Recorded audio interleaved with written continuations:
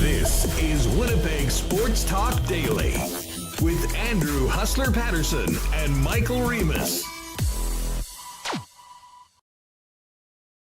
What's going on, everyone? Welcome to another edition of Winnipeg Sports Talk Daily. Andrew Paterson, Michael Remis with you. Connor Hrabchak's going to join us down from the rink as the Jets continue their practices in the preseason. And we got a game to talk about last night, the debut of Jonathan Toews in a Winnipeg Jet jersey down at Canada Life Center.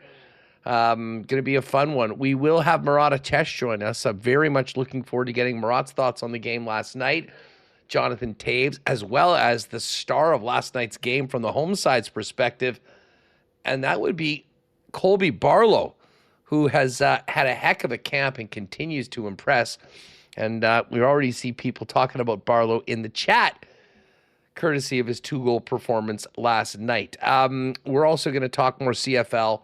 Bombers heading into Hamilton. Rule changes announced this week with a guy that knows a thing or two about the Canadian Football League and offense, and that, of course, is the Turtle Man, Winnipeg legend Milt Stegall, who also happens to be one of our friends that's one of the faces of the HSC Millionaire Lottery. Get those tickets in before tomorrow night at midnight for that first early bird draw.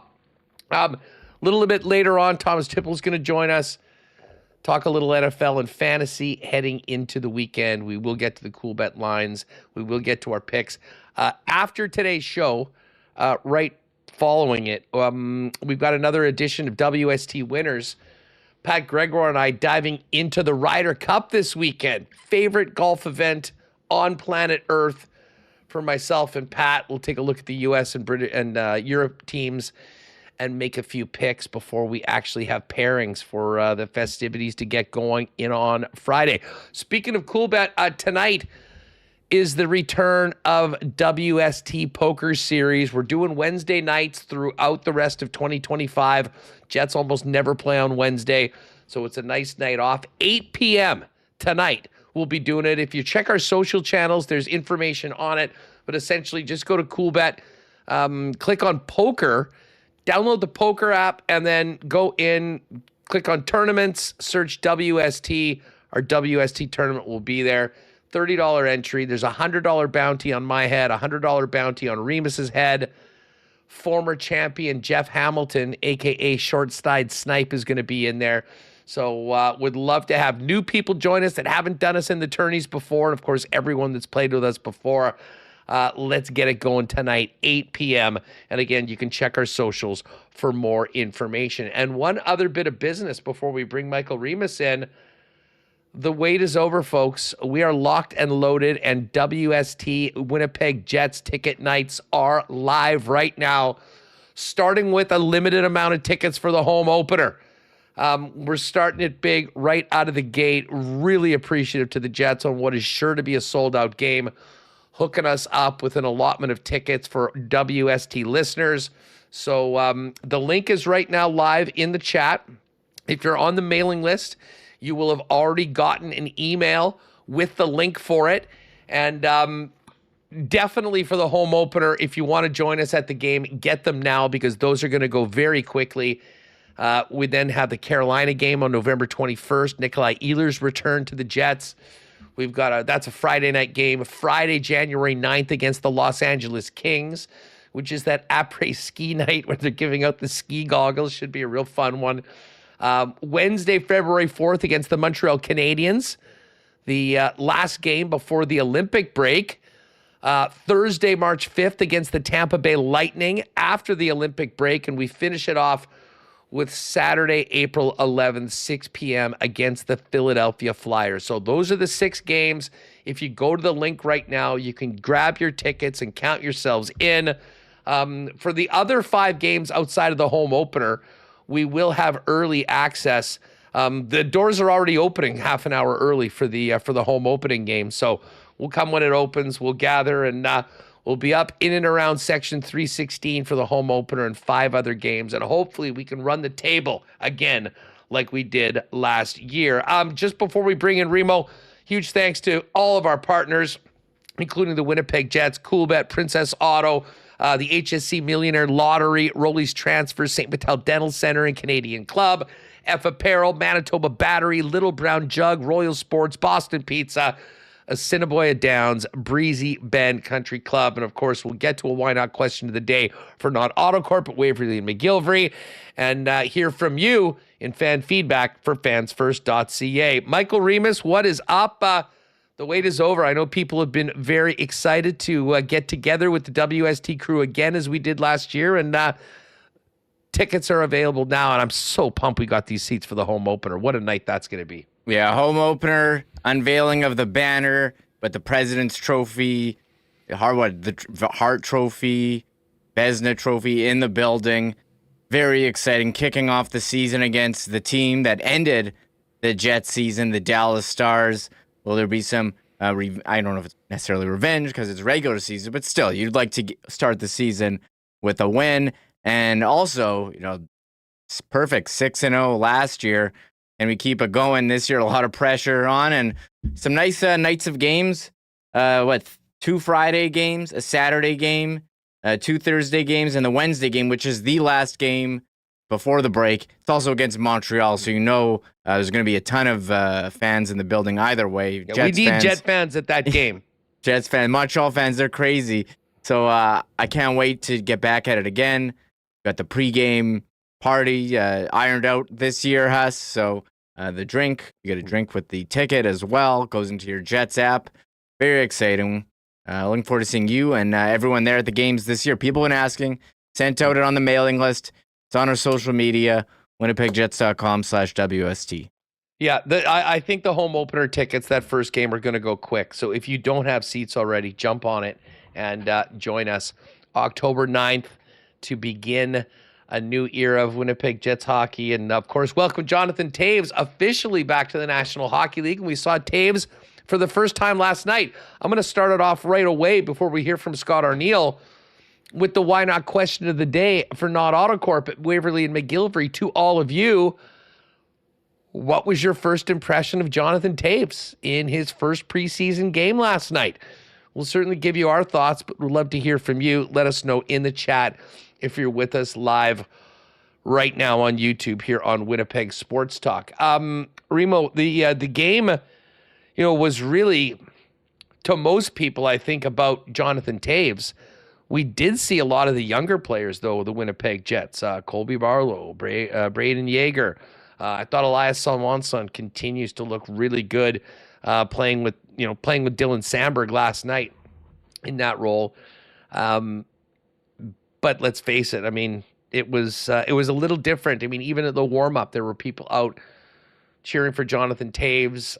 Far more attention to the starting lineups last night for a preseason game than normal, with Toews getting out there. And, from where I sat last night, I thought it was a really nice start.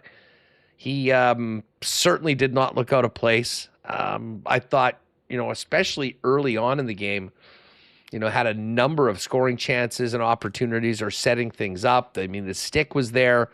The defensive acumen was there. Looked good in the face-off circle. There's still a ways to go for the team overall. I mean, this was sort of a half roster versus half roster preseason game. But there was nothing I saw last night that doesn't give me optimism that Jonathan Toews can be an impact player for the Jets this year. Yeah, first game in a uniform after a 2-year hiatus, 1836 ice time, face-offs, 11 of 20, and a lot of people saying got to improve on the face-off. The defensive highlight was a nice hustle on a back check.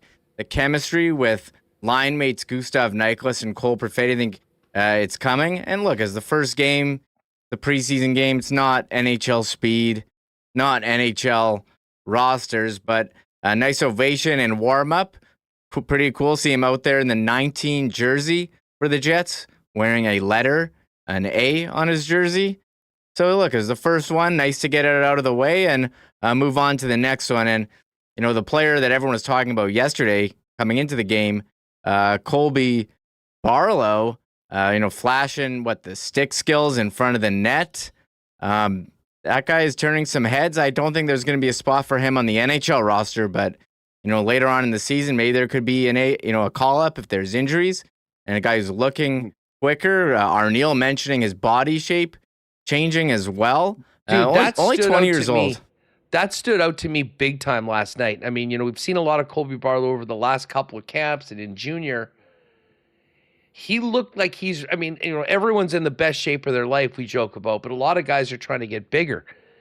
He got leaner, and he was quicker last night. Now, we'll see whether that affects any of the power that been a part of his game. But I thought that allowed him to, be on the puck more, have the puck more, and then, he's got a knack for scoring goals.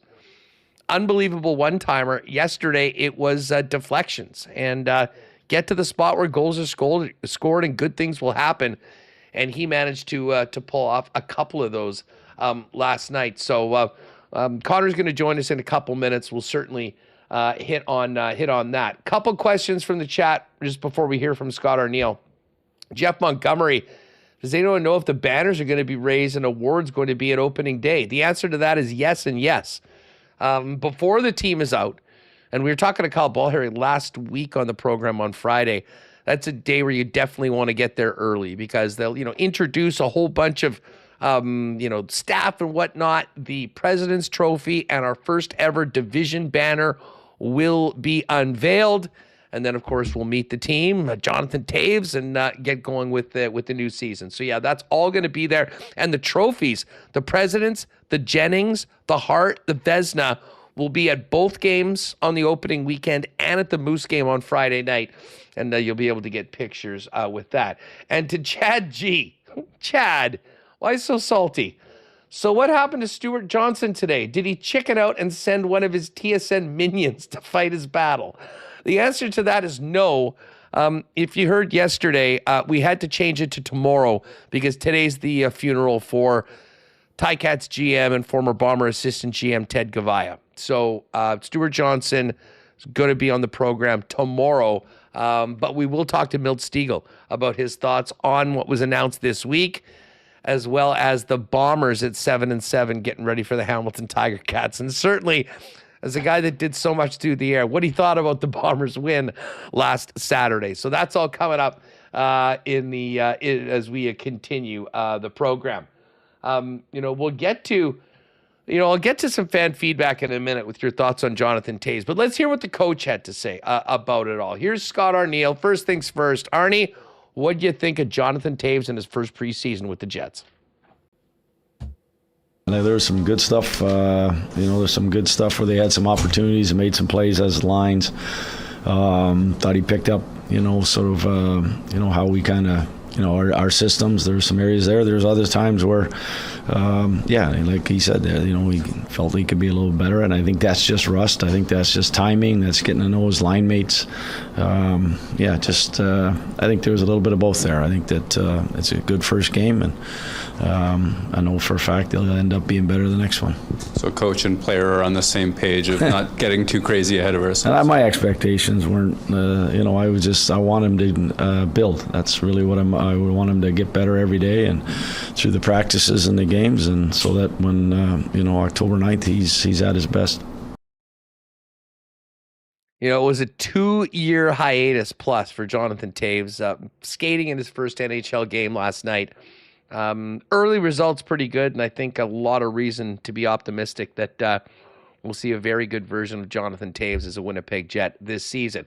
Well, while all eyes were on Jonathan Toews to start the game and throughout, the guy that sort of stole the show from the Winnipeg standpoint was Colby Barlow, who scored twice last night as he looks to continue to climb the depth chart, if you will. Here's what Arnie had to say about the former first rounder who had 2 goals, both goals for the Jets last night. Yeah, as we talked about the other day, I think that, going back to his very first camp where he was sick the whole time, never ever made it to the rink.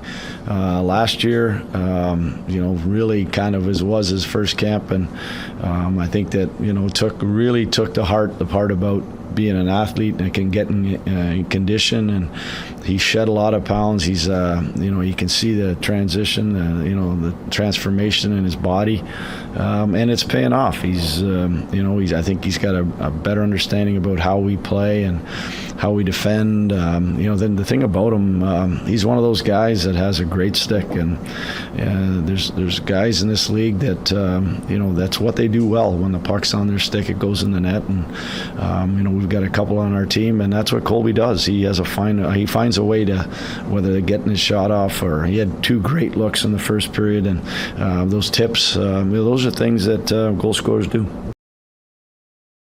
All right, so there's Arnie with some nice compliments from Colby Barlow, who certainly earned them last night. We'll talk more about him with Connor and with Murat when they join us on the program. Jonathan Toews, no surprise, met the media afterwards, and here's what the sure-to-be NHL Hall of Famer had to say about getting back on the ice in his first preseason action in a couple years. Some good, some not so good. It is what it is. I feel like I made some plays, and as the game went along, just relaxed a little bit, and I think the conditioning is going to come, and the jump's going to come, and I think just the timing is going to be there too. So you just got to keep working at it, keep settling in your game, and trusting that at least I'm out there with some really good players. So you can feel like you can make some mistakes and survive a shift, and when you get that feeling, then get a little more confidence to go out there and make plays. How much of the self-analysis is the individual moments and the plays that get made or don't, and how much is just like, hey, I got it through one and I feel pretty good? Yeah, I think it's like any other season where it's good to watch your games, watch your shifts, take a little something in the next game, but you can't do it all at once. You can't overanalyze and overthink it. So same thing now. I think settling in the structure. Get a little more comfortable with my line mates out there. Just a lot of little things that will get easier as camp goes along. Toews, was certainly impactful in the offensive zone. One nice pass and a beautiful move by Gus Nyquist to just about score. I think they put that one off the crossbar. And then a big-time hustle back check on the power play to deny Max Jones freely getting in on Eric Comrie by Jonathan Toews. So far, so good for Toews. He mentioned his line mates. Here's what he had to say about building chemistry with Nyquist and Perfetti in their first game. No, just talking. And it's easy to get frustrated sometimes when you want to go out there and find the back of the net right away. And if you don't, then, you can beat yourself up about little mistakes in here and there. But, I'm out there with 2 good players. So for me, the reminder is just keep focusing on what we're doing well and try and improve every game. So it was fun to be out there at the end of the day. Obviously, we didn't get the win, but it's early, so we got a lot of work to do. What are some of those things on your checklist that you're trying to work through during preseason here? Well, just everything I just said. Just a lot of little things that help you get a little more comfortable. Just feeling the game, not thinking too much, and letting things happen. Maybe not jumping in the pile, and sometimes pucks follow you or jump out of the pile, and that's just a feel thing, so it'll come. One more from Toews, and of course, this is the guy that's done everything in the game and has played in a ton of preseason games, but this one was a little different for obvious reasons. Toews was asked if there was any added nerves taking the ice last night. For sure. Like I said, it's been a while, but even just being here in Winnipeg, being in a new locker room, so a lot of things to get used to. So, but at the same time, those nerves feel good, and it's just exciting to play hockey again. All right, so there's Jonathan Toews of the Winnipeg Jets. Just we do have one clip from Colby Barlow, who was the star of last night. Here's what Colby Barlow had to say about his game, getting on the score sheet and showing what he can do in preseason action. Just go to the net and good things happen. Whether you get a piece of it or not, you cause chaos in front of the net, screen the goalie, and good things happen. What stood out for you from your game today, Colby? Seemed like you were pretty involved right from the get-go. I think it's just moving my feet. Getting in on the forecheck, back checking. I think that, gets you into the game pretty quick and, get you involved in, all over the ice. You talked about changing the body and the training in the summer. Are you noticing a difference in the skating as well? For sure, yeah, definitely felt faster out there. Light on my feet, more agile. Was able to carry the puck, back check, get in, disrupt plays. So I think that's a big thing for me that helped me that game. You always had a nose for the net. Does it feel like that a game like this can help build some momentum for you too? For sure. Puck and creating opportunities. Yeah, for sure. I mean, most of the games played without the puck, so it's all about finding those areas in the O zone, getting to the net, and sometimes getting rewarded for it. All right, so there is Colby Barlow. Now, we took in the game with, I took in the game last night. Connor and Liz joined me, and we had a little fun pregame event where we checked out what's going on in the arena. But first, let's bring in Connor, who is at the Hockey for All Center as the Jets were back to work today. Connor, what's up? I'm doing well, Huss. Doing well. How are you? I'm still super full from trying all those Jet dogs last night. Dude. I'm stuffed, man. It was awesome. Super I fun haven't night. eaten anything since that, and I probably won't till later And on it wasn't tonight. it wasn't just the Jet dogs either. We had grilled cheese with tomato, with tomato soup. That is, we had so much stuff. Like I'm stuffed still. It was fun. Stay tuned to the WST social channels for some fun content that we cooked up from yesterday's event. But let's get right to it before we even talk about what's happened today at the rink. You were at the game last night. All eyes on Jonathan Toews. What'd you think of 19? And then we'll kind of get to Colby Barlow's performance.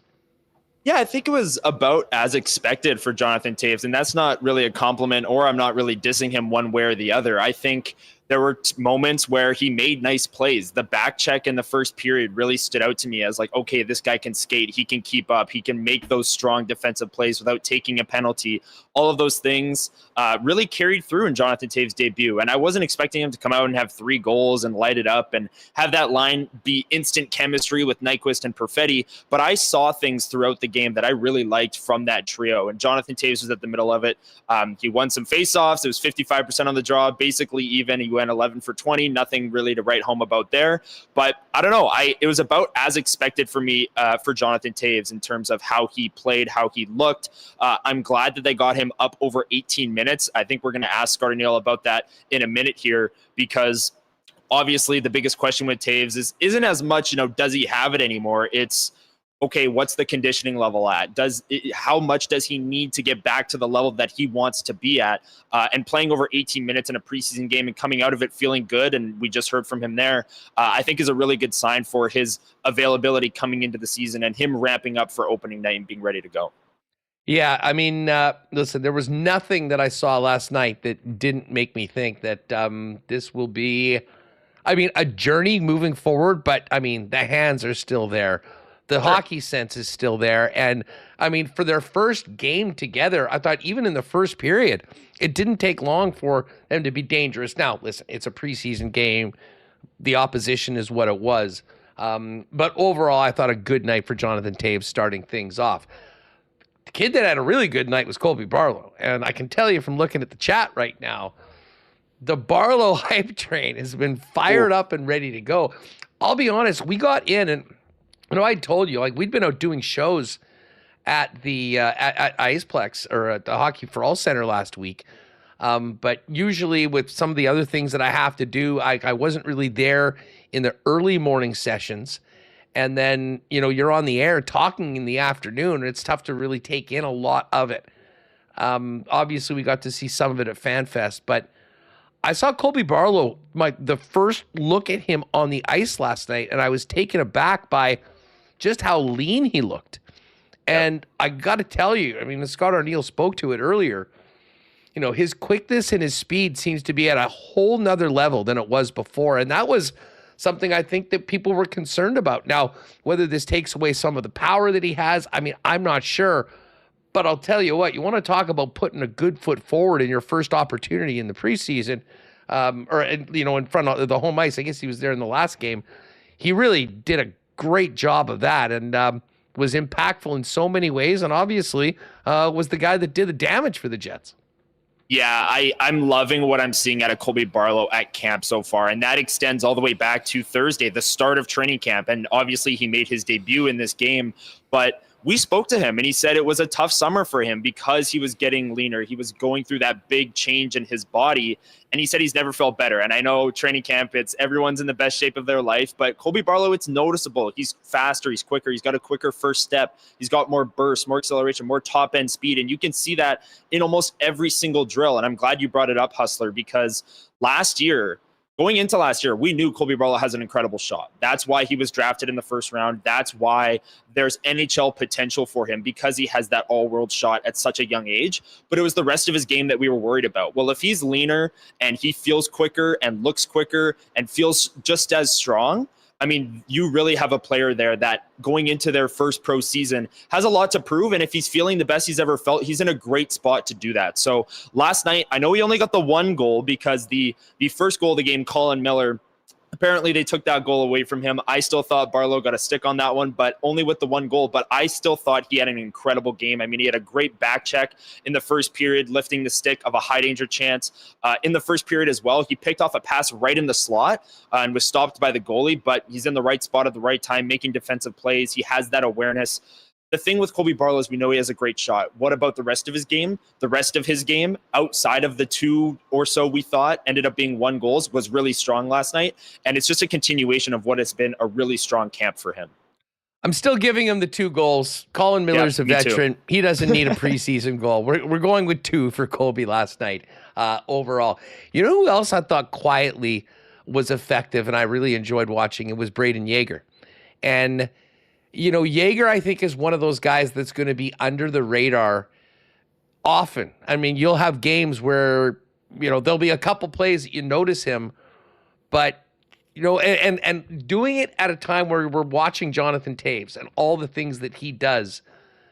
I mean, Yager really does. Like, I'm not sure what the offensive high end of Brayden Yager is, but I can tell you what, I mean, he already seems to have the hockey sense and the responsibility down of NHLers. And, you know, when he gets to the National Hockey League, presumably with Barlow and Brad Lambert and some of the other players we saw last night, firing up the offensive side of the game will be really key for him. And I'm sure he'll get that opportunity to do so because he's already, even just in the preseason game last night and on Sunday, a guy that kind of knows where he's supposed to be and does the right thing. Yeah, and Huss, what an opportunity for Brayden Yager, where at the start of his career, he's always been this 200-foot center. Yeah. He started with the Pittsburgh Penguins and learned from Sidney Crosby. Now he's on the Winnipeg Jets and learning from Jonathan Toews. Like, that is such a prime opportunity for him to learn from some of the greats over the past couple of decades here of the 200-foot center type. I've talked on this show and on WST Sunday Live about how polished I think Brayden Yager is, and he's making that pro leap. I think he's got such a high floor as a prospect that making that pro leap, he's in such a good position to tweak as the season goes on. I think he's going to be a strong addition to the Moose. I think he's going to have a strong season. And what can he do offensively? How much offense can he chip in? That's something I'm going to be watching for him. But as it pertains to last night's preseason game, I couldn't agree with you more. I thought he showed off that polishedness where he's in the right spots defensively. He's making plays in the neutral zone. He's making the right decisions at the blue line. He's not making decisions that are costing the Winnipeg Jets. And as someone's making their pro leap, I can't remember a prospect in the Winnipeg Jets system that's been so polished as a center, so responsible going into their first pro season. So I'm excited to see how that transfers. I'm sure he'll get another preseason game eventually here. And I'm excited to see how he plays in that. And then, of course, to start the season with the Moose. And I think he's a guy that Jets fans should have high hopes for. I think Liz and I were talking at the game last night. He's a guy that we almost view as a surefire NHLer. It's just a matter of how high his ceiling is, and that's something that we might find out over the next number of years. Yeah, you bet. Moving on from last night's game, you've been out there. They got on the ice early this morning. Second group today. Fill us in on what's been happening with the fellas down at the Hockey for All Center today.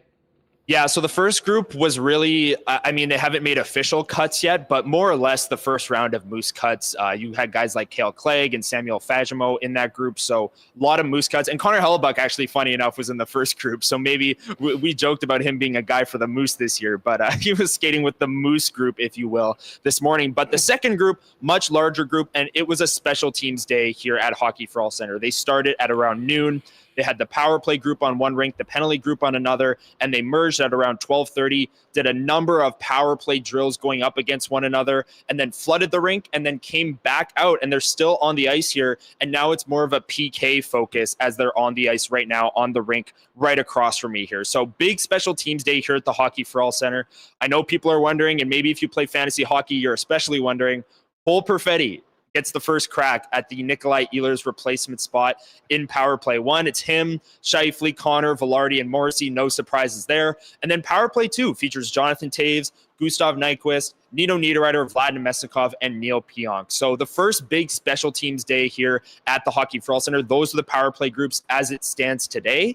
And we'll see if that's what it ends up being on opening night, as that seems like it's plan A for the Winnipeg Jets. Yeah, you can see it there. The power play units, Cole Perfetti getting the first crack at power play 1 duties for Nikolai Ehlers. You know what? You're very proactive and efficient. You knew that I was about to ask you, and you get right to it. I mean, we all wanted to know, and I think that was the logical choice. And well, a very different player than Nikolai Ehlers, a guy that was made for the power play. And I'm excited to see if Cole Perfetti can keep that unit humming in and around the top of the league. Well, Connor, great stuff. We'll let you get back to the skate today.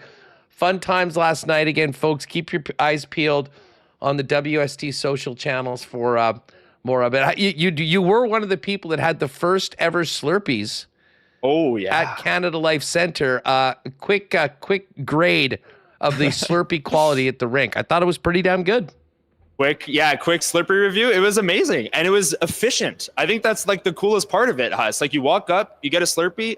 Okay, we went early, so there was no line. I did look at the end of the first intermission. There was quite the lineup, but still, the line was moving quickly because you go up, you get your Slurpee, and you pay kind of across the market. So I like how efficient it was. I think an opinion that matters more is my 11-year-old sister, Angelina. She got a Slurpee last night, and she loved it. So if you're looking for an opinion that maybe matters more than mine when it comes to Slurpees, my little sister loved it. And yeah, there you go. There's me paying for the Slurpee.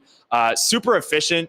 And yeah, we got some nice cards, swipe your card, and right back to the action. It was awesome. Incredible. Amazing camera work by whoever was operating that How about that jersey, Huss? Yeah, the jersey looked great. It was a lot of fun last night, and of course we'll be doing it again. We've got the WST ticket pack on sale for the home opener, starting it off, and it's going to be fun. And that market, by the way, gang, is literally right behind our section. You know, you've got the whiskey hanger kind of right behind section 316, and just to the left is the market where the Slurpees are. You can grab the tachos, some KFC, grab some chips, whatever. Boom, boom, you're out of there. And it'll be very convenient for us in our section this year. Connor, great stuff. Thanks for doing this. We'll talk to you soon, pal. Thanks, guys. Talk to you soon. All right, there's Connor Hrabchak down at the Hockey for All Center as the training camp continues. And we got our answer to PP1. Cole Perfetti in the Nikolai Ehlers spot. So we'll definitely stay on top of that throughout training camp and, of course, the continued preseason. Jets' next home action and the final preseason game is Saturday night. Kind of a fun double dip day if you can make it. Bombers at 2 p.m. and then Jets at 7 o'clock in the final home preseason game. All right, we've got Milt Stegall coming up. Perfect day to have Milt on. Considering that we've partnered up with the HSE Millionaire Lottery. And folks, you've got less than a day and a half to get your tickets before the first fall bonus deadline. Now, anytime you buy a ticket, you'll be in to become Manitoba's newest millionaire. $1.25 million cash grand prize, or your choice of one of 5 $1.5 million home packages, with 4 in the greater Winnipeg area and 1 out on Vancouver Island. But, you know, if you're supporting the hospital and getting your ticket, do it in the next couple days, because in addition to every prize available, the Made in Manitoba prizes, the Grey Cup bonus, everyone in by midnight on Thursday will be eligible for a 2026 Toyota RAV4 XLE all-wheel drive valued at $46,500, or $40,000 in Indigeno travel vouchers plus $5,000 cash, or $40,000 cash, and there'll be 2 additional $1,000 winners of gas and groceries from Red River Co-op. What you're going to want to do is get to hscmillionaire.com and buy your tickets before midnight on Thursday to be eligible for the first fall bonus deadline and everything else they're giving away in the biggest lottery of the year. Again, hscmillionaire.com. You can find out all the incredible prizes. Buy your tickets right there before the first early bird deadline of midnight on Friday. We're going to be making some moves very soon in the fall. And if you and your family are on a move, you're going to want to holler at our friends at Rolly's Transfer, the most trusted name in moving in Manitoba for over 60 years. Check their website out at rollys.com. And in the top right corner, you can click on Request an Estimate. WSTers, Rolly's takes good care of all of us. Put in the promo code WST for a special discount on moving services and supplies for Winnipeg Sports Talk listeners, and then let them know when you're moving, where you're moving to, and what needs to go, and the friendly staff at Rolly's will turn it around quickly with a great quote and get you locked in for the white glove treatment that they are famous for. For all your moving needs, make it Rolly's Transfer, the most trusted name in moving for over 60 years. Find out more, request an estimate today online at rollys.com. Thanks again to Dr. Terry and St. Patel Dental Center. Shane Payne was at the game last night. Terry threw us a couple seats to give away at the end of yesterday's show. Great supporters of the Bombers and Jets, and of course, Winnipeg Sports Talk. Folks, if you're looking for a new spot for you and your family, for dental services, pop by St. Patel Dental Center, like generations of Winnipeggers and Manitobans have. Our pal Dr. Terry and his amazing staff handling patients from 6 months to 99 plus with all the dental services you and your family will need, from simple things like cleanings and checkups all the way to, dental implants and more. They've got it all at St. Patel Dental Center in a beautiful new facility, 167 St. Anne's Road, with state-of-the-art equipment and convenient free parking right behind the building. For all your dental needs, lean on Dr. Terry and his crew. Go to stpateldental.ca to make an appointment today. And just before we welcome in Milt Stegall, of course, we're back at Princess Auto Stadium, another sold-out crowd Saturday afternoon. Bombers and TiCats. I hope they've stocked up the Canadian Club because Bomber fans are thirsty, especially for a Saturday game. Canadian Club is the official spirit of the Winnipeg Blue Bombers, available throughout Princess Auto Stadium. And right now, while supplies last, when you pop by your local Manitoba liquor marts, the Winnipeg Blue Bomber limited edition Canadian Club Bomber label bottle is available. So pick that up before the weekend comes, and hopefully you can have a couple victory cocktails with Canada's famous Canadian whiskey, the original since 1858 Canadian Club, in that special Bomber bottle after a win over the TiCats on Saturday. We're going to talk more Jets coming up with Murat Tesh at the top of the hour, but let's right now welcome in Milt Stegall. Got to talk to Milt about the Bombers and TiCats coming up, and of course get his thoughts on all the big changes announced this week in the Canadian Football League.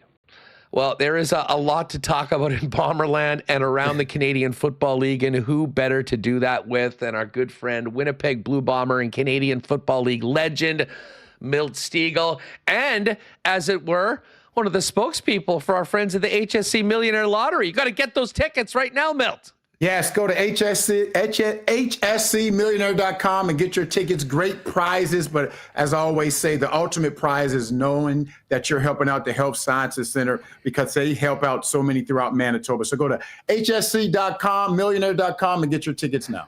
Great stuff. I figured I'd throw that in. We're really excited to be working with them, and obviously excited to have you back here. Hey, first time, how are you and the family doing? I know it's been a tough year, but it's been great to see you get back to it, and all of your fans and friends here in Winnipeg seeing you on TSN on a regular basis again.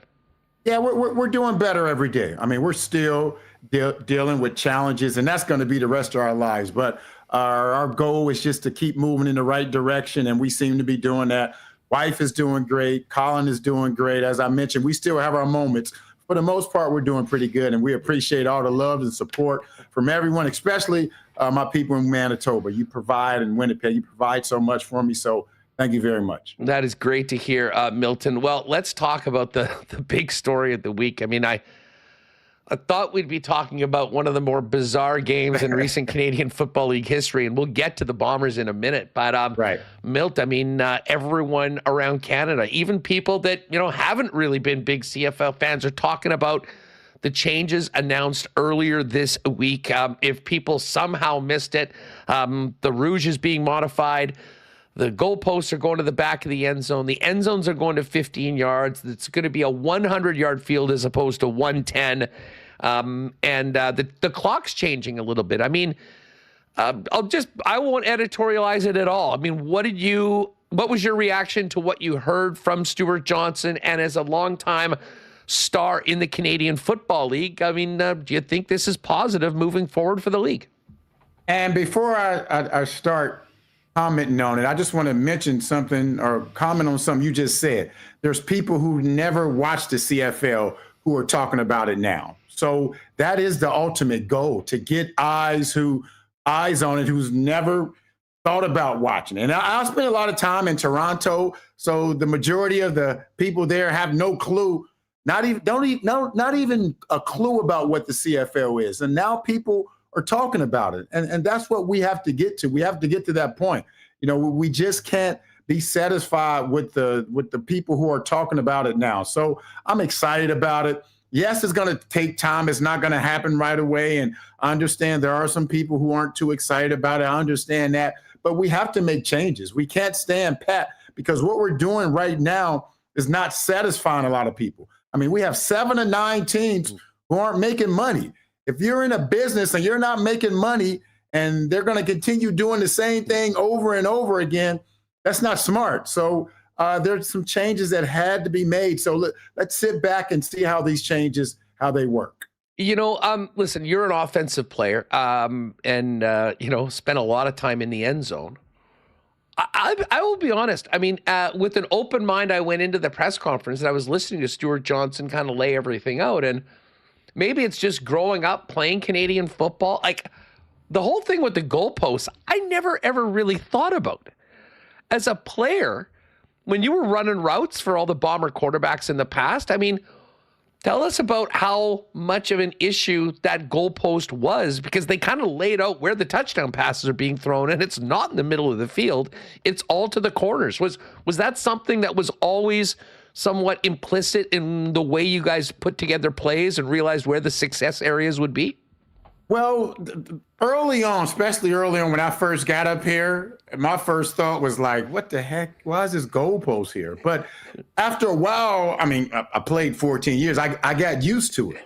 But it's not easy when you're back there running routes and you see the goalpost and it's right there, and the quarterback, sometimes you lose the quarterback and the goalpost is right there. So it's not an easy situation. I heard some offensive coordinators say, well, they never thought about it. Where I also heard some offensive coordinators say, well, we don't want to throw across the middle. We don't want to take a chance of that goalpost being there. So now, after next year, you don't have to worry about that. You don't have to concern yourself with that, because that goalpost is not going to be there anymore. And it somewhat opens up the playbook. Also, as a defender, you don't have to worry about you having a 13th guy out there who could pick you almost. So there are some things that go into it. As I mentioned, I know there are some who don't want to see that goalpost move. They don't want to see any changes happen. But changes have to happen, and they need to happen soon if we want to make sure this league is around for years to come. I joked that our Rider fans would like to make this change retroactive to about 2019. So Cody Fajardo's, because I mean, that is sort of a famous play here. And I mean, it can affect games. And obviously it doesn't happen often, but every now and then you see a defender sort of kind of lose track of where he is, chasing a guy around and get trucked by the goalpost. So there is an element of sort of player safety as well. But I don't imagine that this, from a player standpoint, will have a big pushback. What about the Rouge? I mean, as an offensive player that's in charge of touchdowns, I mean, I always like the quirkiness of it, but I will admit, as the biggest Canadian Football League lover and defender, it would be pretty tough to justify the Grey Cup being handed out after a guy just whiffed on a 30-yarder. Horrible. There's no way to explain that you won by failing. And that was the most, because don't get me wrong. The CFL has done so much for me, but the Rouge, I think, is the worst thing ever. Now, I know they didn't totally get rid of it. I'm okay with that. But the fact now that you can't necessarily win a game by just kicking the ball out of bounds, out of the back of it or the side of it, man, after he said that, I don't care what he said after that, because I think that's the most important thing ever. Imagine losing a playoff game or a Grey Cup by just kicking the ball out of bounds. There's no way to explain that. Everyone would look at this league like, what are you guys doing? So I think that was important. They should call that the Milt Stegall rule. I've been trying to get that implemented for years, but unfortunately they weren't doing it. But now, starting in 2026, it's going to be there, and I'm definitely excited about that. Well, you know what? And I give them credit for the creativity of what they did, because like the Rouge is not gone from Canadian football, and the fact that there still will be a point if you punt it in or kick it in, and the guy doesn't bring it out. Right. I mean, you're still encouraging returns. And a lot of the things that we love. I mean, the only one, for me, the one downside of this, and we've seen this a number of times in Blue Bomber games this year, but that's it, is the missed field goals and moving those back to the end of the end zone with it being 15 yards. Unfortunately, the ones that are long will just be out, and it'll be no single point, and you'll move on. But I think the benefits of this, there certainly is the argument that this will make the game better and, listen, more exciting, more touchdowns, and just continue to improve the product, which, as much as I know a lot of people, when there are changes, want to make a bunch of crazy conclusions, I really do believe this isn't about Americanizing the game as much as it is making the game better. And I think everyone should be for continuing to improve the product. We've seen major changes in Major League Baseball over the last few years. They've been home runs. The National Hockey League has done it. The Canadian Football League has resisted, and I kind of get why. To me, I mean, the more I've thought about this over the week, I think this is sort of a happy medium. And I think that once it gets going, I don't think it's going to take away the unique nature of the Canadian football game, the 3 downs, the ratio, the wide field. I mean, to me, I think they sort of, put it this way, I've got a very open mind, and I'm looking forward to seeing it in action as opposed to making some big statements that this is the end of CFL football as we know it. Which some people have, and that's very unfortunate. I mean, that's all everyone involved should do. Just keep open mind. Just see where this is going. Be patient. It may not happen right away, but just give it an opportunity. Be optimistic. I mean, we all want this league to be around for years to come. This league has done so much for so many, including myself, people on and off the football field. And we want to keep going in that direction. And for it to keep going in that direction, changes have to be made. We have to evolve. You have to evolve as people, as whatever. But you can't think you can stand still and keep doing the same thing over again and you're going to get different results. As I mentioned, 7 of these 9 teams are losing money. Amar Doman has done so much for this league. He's thrown so much of his own money into this league. And people say, well, the owners aren't doing enough. And I just want to use an example. He's doing a lot, and he's not seeing the results he expected to get. So now something has to change, and these are the changes. Hopefully we can get some more eyes on the game. So let's just keep an open mind. Let's be patient. Let's allow this thing to unfold and see what happens. Well, and the fact that, Stuart Johnson said that this was enthusiastically, unanimously approved, I think says that everyone is on the same page moving forward. And obviously they're the ones that are putting the bucks out to have these teams in the building. Milt Stegall's with us here on Winnipeg Sports Talk, discussing the latest changes announced this week to the Canadian Football League. Milt, when that when that press release came out on Sunday announcing a press conference with major changes to the Canadian Football League on Monday, I joked that the Bomber win over Ottawa on Saturday was just so ugly that the commissioner was forced to act. What did you think of the Bombers win? A huge, very important win to get to 7-7. As a guy that made money in the passing game, that was something else. Yes, I'm sure the receivers were Happy, I guess, but it's tough to be satisfied. They're happy because they won the game, but as a receiver, it's difficult. But the bottom line is they won the game. I always say there's no such thing as a ugly win or a pretty loss. And I think Chris Traveler started, 3 or 4 games this year, and he's won like 4 games. 3-1. He's 3-1. It doesn't matter how they look, what his stats are. He's won those games. So you got to take solace in that, knowing that they were able to win the game with only throwing for 54 yards. I mean, he had more rushing attempts than he had passing attempts. I mean, when was the last time a quarterback in the CFL won a game in that manner? That just lets you know that they have other facets of their game, the return game with Vival, the defense stepping up, special teams causing fumbles or creating turnovers. That goes a long way in allowing your team to win some games down the road that you may need. So can you win another game like that? No, that will never happen again.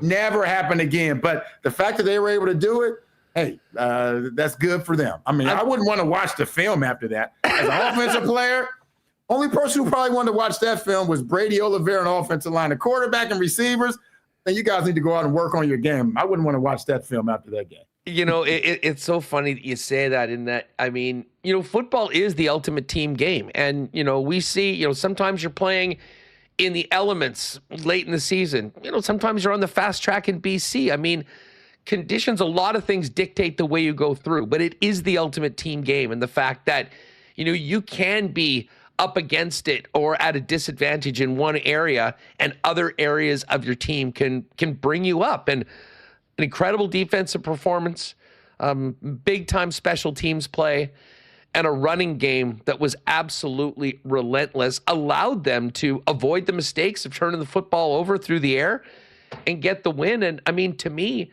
like I said afterwards, I mean, the Bombers, as much as, you know, let people be making jokes about this game, they don't have to apologize to anyone. They are in a desperate situation. They had to win that football game, and they found a way to do it. And Milt, from a team perspective, I think that despite the weird way that it happened, I think that has to give this group confidence moving forward that regardless of what's thrown at them, this is the team that knows how to win. They've done it in the past, and this is the time of the year where champions show what they're made of.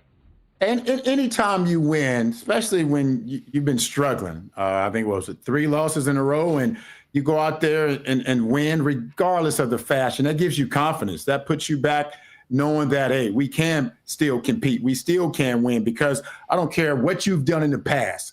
If you continue losing, your confidence is shaken. You start thinking like, hold on, I can't trust myself anymore. And when you don't trust your own self, that's a problem. So the fact that they were able to go out there and especially win in that fashion, that boosts their confidence. Now they got to come out and do it again against the Hamilton TiCats, who have one of the high-powered offense, one of the most high-powered offenses in the league.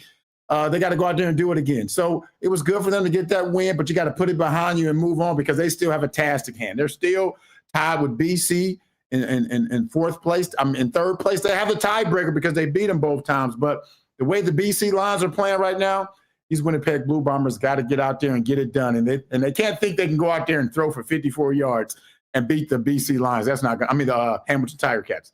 Yeah, well, luckily, it sounds like Zach Collaros is going to be back, and not a minute too soon, because they basically need this guy. I mean, as you laid out, I mean, this is not a blueprint to consistently win in the Canadian Football League. No. But it's a game that everyone will remember. What do you make of the West right now, Milt, in that you just talked about the BC Lions? I mean, and their defense has been atrocious all season long. Yes. I mean, they had nowhere to go but up. But, I mean, this offense is as scary as any unit right now with Nathan Rourke cooking. And at the top, the two teams that had sort of separated themselves, Saskatchewan and Calgary, I mean, Saskatchewan gets rolled over at home by MBT and the Alouettes.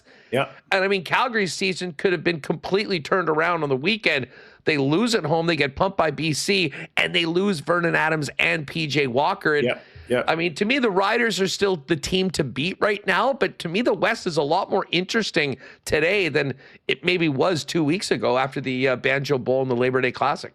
Yeah, I mean, you could have BC or Winnipeg, who's 7-7. They still have an opportunity to get first in the West, and I wouldn't be surprised if that happens. You talk about Calgary and their situation with PJ Walker. We don't know how long he's going to be out, in Vernon Adams.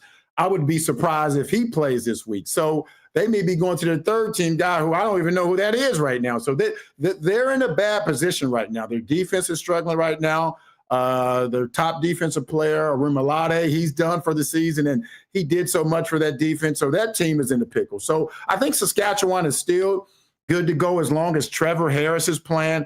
I think what they did against Montreal, we know the big reason for that. You don't want to put it on one person, but that one person, that cornerback, cost them that game big time, in my opinion. So I think they're back on track. But as you mentioned, the West is still wide open. It's going to be interesting to see what happens these last 4 or 5 weeks. And it's good.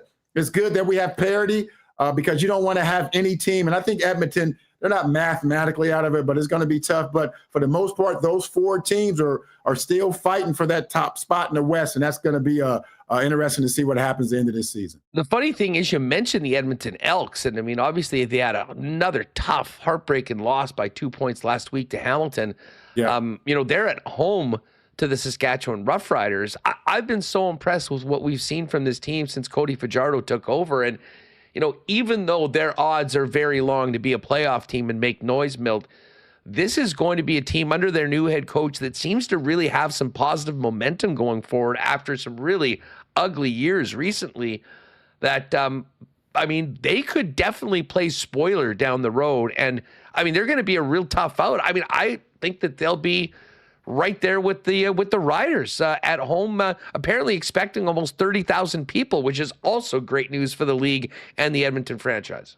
Without a doubt. This team has made so many strides, and you see the difference. And not saying anything bad about Trey Ford, but you see the difference.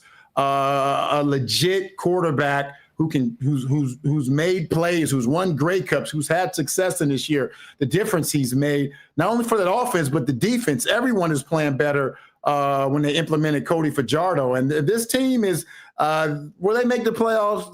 There's not a good chance they will. But when they come back next season, they won't be starting from ground zero where they have been the last 4 or 5 years. So when you go in there and play this team, Saskatchewan Roughriders, they better come with their game, because this team is not going to sit down and just say, okay, we're happy with the success we had. No, they're going to try to keep fighting. Ed Hervey, their head coach, Killen, they're not going to allow them not to fight. They're going to keep fighting. Cody Fajardo is not going to allow that to happen. So it's interesting to see how this team finishes out this season. I wouldn't be surprised if they squeeze out another 3 or 4 victories, maybe. Like I said, chances to make the playoffs are slim, but I think they're going to finish up their season strong. Milt, Bo Levi-Mitchell's having another real solid season. The difference this year is that they didn't start 0-7, and they're now in a very good spot. They are the team to beat in the East. They come into Winnipeg on the weekend with the 2-game lead over Montreal at 9-5. What have you made of the TiCats so far? And what will be the keys for the Bombers if they want to get a win against a team that can sling it the way they've been doing this year?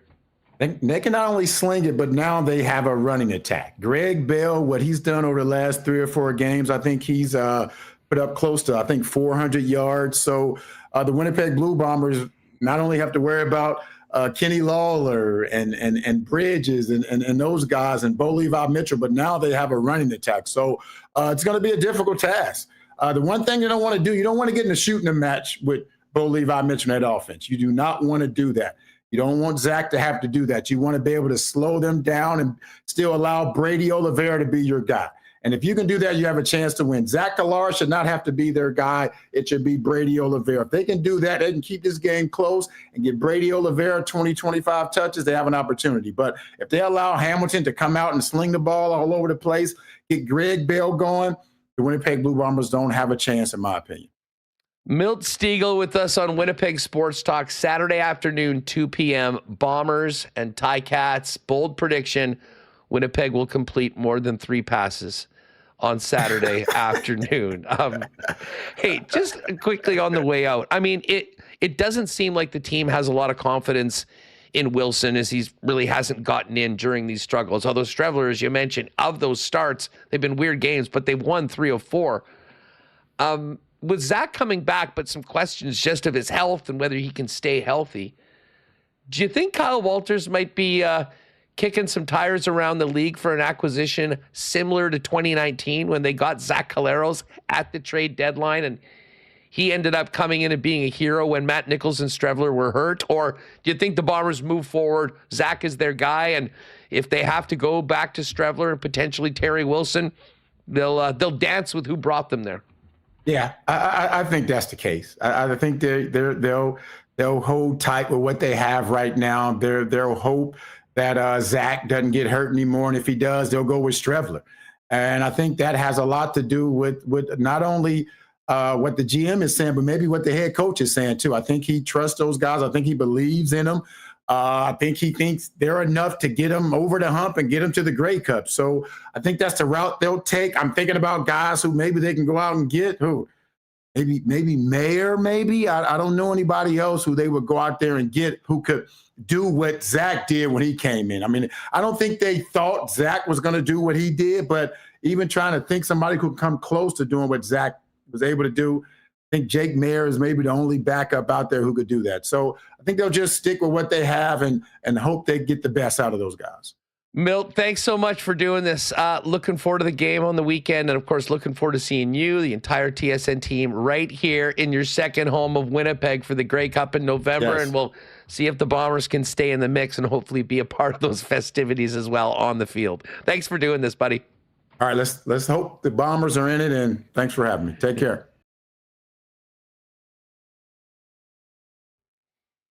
Great stuff from Milt. We'll hear from Zach Collaros on what he had to think about the CFL rule changes a little bit later on. But we will be welcoming in Murat in just a couple moments to get his thoughts on last night and many more Jets topics as we continue through the preseason. Saturday afternoon, though, folks, 2 p.m., another packed house at Princess Auto Stadium for the Bombers and Hamilton TiCats, as we just spoke about with Milton. Of course, Princess Auto is a proud sponsor of the Winnipeg Blue Bombers and their home, Princess Auto Stadium. The Winnipeg Jets, Gold Eyes, Sea Bears, and of course, Winnipeg Sports Talk as well. Headquartered and founded right here in the Peg. Princess Auto is now coast to coast, but with 3 locations to serve you. Panet Road, Portage Avenue West, and out in Brandon as well. Princess Auto is where you'll find the best deals on the most unique assortment of tools and equipment around. Everything you need to complete the projects on your list or start something new is at Princess Auto. So pop by and see them in store today or shop online 24/7, 365 over at princessauto.com. Donnie and the gang at Manitoba Battery are ready to go for the change of seasons. Of course, Manitoba Battery powered all of our summers.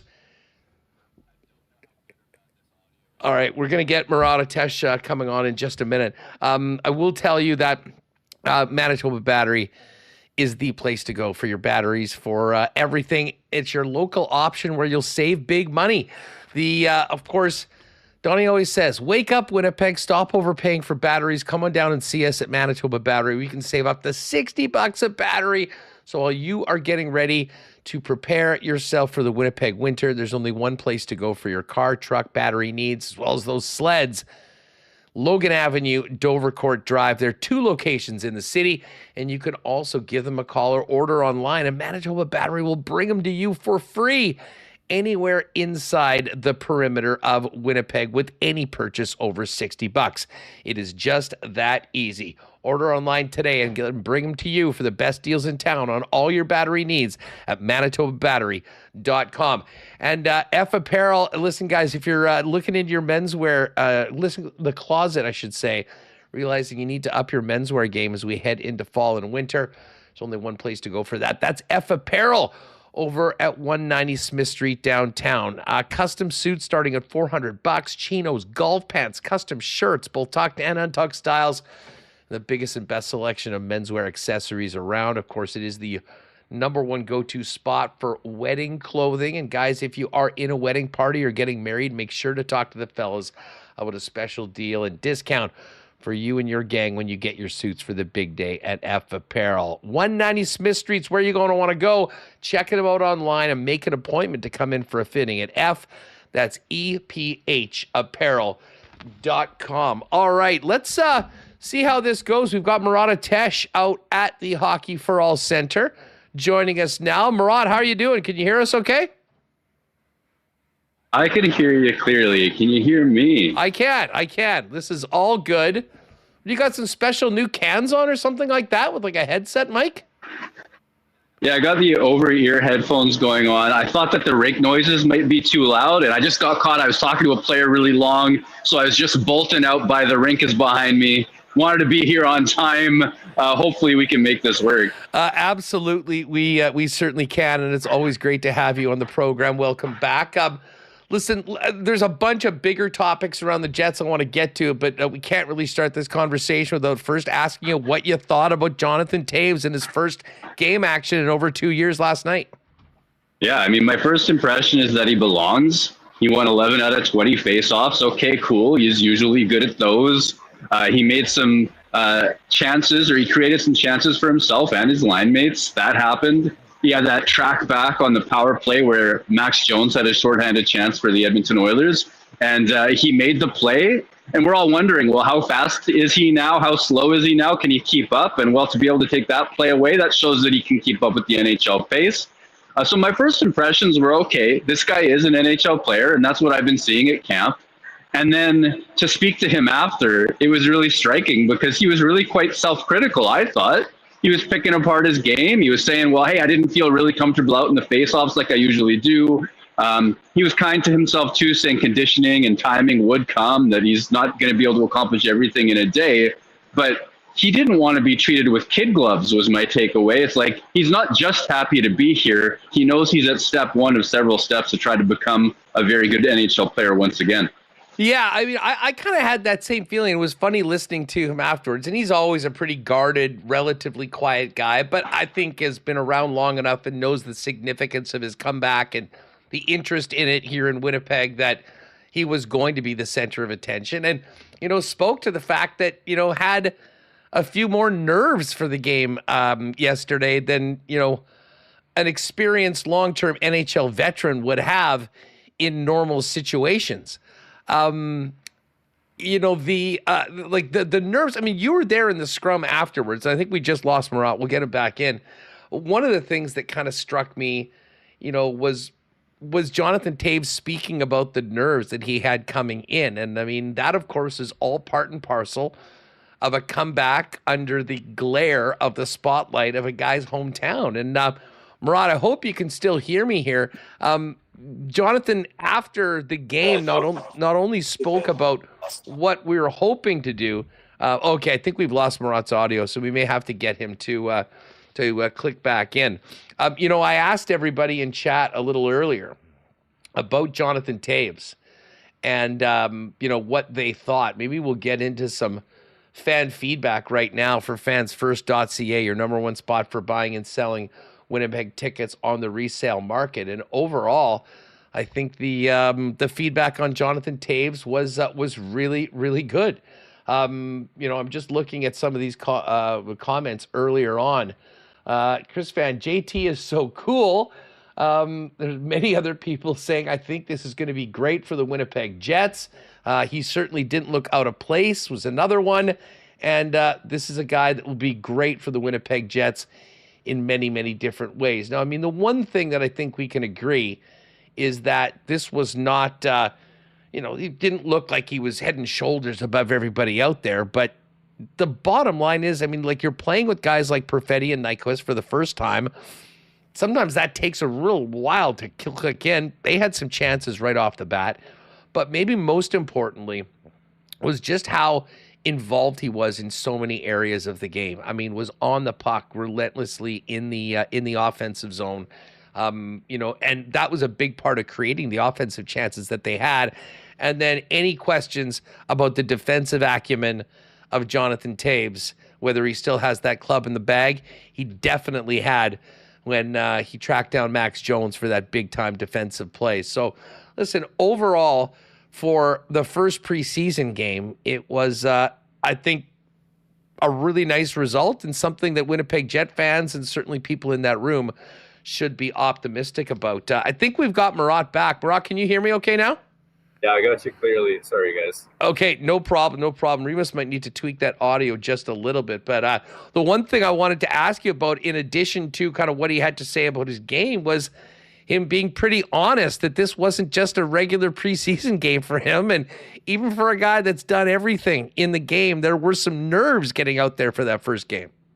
Yeah, it was nice to hear him acknowledge that. Like, he could have been just happy to be here. He could have just put all of his focus on that, but he got self-critical when somebody, I think it was Carter Brooks at the very end, asked, hey, playing this first game here, were there extra nerves? And he said, as a matter of fact, yes, that there were. And he was grateful for that. It was special. It was an important thing. And it is an important milestone to do here in Winnipeg in front of the kind of crowd that's going to cheer like they cheered when he made that play on Max Jones. So this is a special season for Jonathan Toews, whatever comes next. I will, I'll say that this last night was about Toews to most fans. But to the guys in the lineup yesterday, Murat, there was many young players, high draft picks from the Winnipeg Jets that were looking forward to an opportunity to play some significant minutes and show that they've taken that next step. And I don't think anyone could have done more to help their cause than Colby Barlow. Now, you've been watching him throughout training camp. I haven't seen as much of the groups that he's been in. But in the building last night, I was struck at just how lean he looked compared to every other time that we'd seen him. And man, did that translate onto the ice. And in addition, he still has a knack for scoring goals. We think about the big shot, and you hope that all that power is still there with the change in his body. But I'll tell you what, he was on the puck, he was impactful, he was around scoring places. And listen, I know he only got one. I kind of thought he had two, but goal scorers go to where goals are scored. And he did it again last night. I thought he had a great game last night. And a lot of the talk post-game outside of Toews was around Colby Barlow. Yeah, the puck was following him around, too. There were chances that he had in the first period where he's getting good shots off from the slot and not quite scoring. And then, whether that was one or two deflections, I mean, video review took one of them away. He's obviously going to the net and doing well there, which is something that he's known for. You look at his stats, it's a ton of goals, not as many assists a lot of years. That is what he is. And the question has been, what else is he? Can he skate at NHL pace? Does he have dimension to his game? Can he impact a forecheck? Can he take lanes away? Can he win physical battles, not just in junior, but in the professional ranks? And if you were only to watch the first half of his season last year, you might have had some doubts about that. I talked to scouts, I talked to people around the league, and there were people who were fading Colby Barlow as a top prospect based on how he started. But then some conversations that he had with himself, with Jake Wolf, who does strength and conditioning for the Winnipeg Jets, with the folks out in the OHL as well, he was able to start taking a few pounds off of his body and leaning out and maintaining strength during the regular season. He told me in a one-on-one interview a couple of weeks ago that it was kind of a matter of looking for the playing weight that he felt best at. He hit it towards the end of last season. He was on absolute fire in the playoffs, scoring almost a goal per game. It was incredible. And then the question was, well, what would he look like at camp? Day one, just to look at him on the ice, the leanness was evident. To see him walking around and hang out with him during the interview situation as well. This is a transformation in Colby Barlow, pardon me. And then to see what he's doing on the ice, this has been evident at camp. If you go to theathletic.com, you look at not my most recent piece, but 2 pieces ago, there's a whole Colby Barlow transformation section because he really has taken a series of steps in his game. It was important to see that it could translate to NHL game pace in the preseason last night, and he was all full value for it. He's an exciting prospect once again, and there's a lot of tools there. Murat, has there been any player in camp that's helped their spot on the pecking order or depth chart, if you will, more than Barlow up until this point? I can't find it. I really can't. You go through the list, and Brad Lambert is the Brad Lambert that we know and remember, right? Like, incredible at 3-on-3, so fast. I still think he's looking for ways to create space and be dangerous at 5-on-5. His second game was better than his first, and we'll see what he can get to. Braden Yeager, I don't think there's been a ton of separation for him in terms of getting into time and space, creating those opportunities that he would be able to excel at the junior ranks and probably in the AHL as well. Nikita Chibrikov, tons of battle, but he's still figuring out the timing as he works his way back from injury. There's all of that stuff. Elias Salamonson looks great, but I think we expected that, and I think he's going to be an AHL star. Ville Heinola is coming from a long way back. If you go all the way through, You might praise Kevin Heath for his hustle and that nice pass he made to Danny Zhilkin. You might praise Zhilkin for looking like he's got some offensive pop. But if we're being real, Colby Barlow reestablishing that he can impact the game in a whole lot of ways and still shoot like he can and score like he can, that's big news. Well, and I mean, let's assume that he's with the Moose at the beginning of this season, along with the rest of those young players and the other players that have been signed. Like, the Moose are going to be a much more or at least they should be a much more competitive team. I guess we'll see what happens. I mean, that's why they play the games. But if the Jets, and I think we'd have to expect right now that just with their numbers on the blue line, will probably carry 13 forwards and 8 defensemen to start off. If that is the case, you know, let's just say that David Gustafsson is the 13th forward and you've got the 4 lines as they're sort of running right now.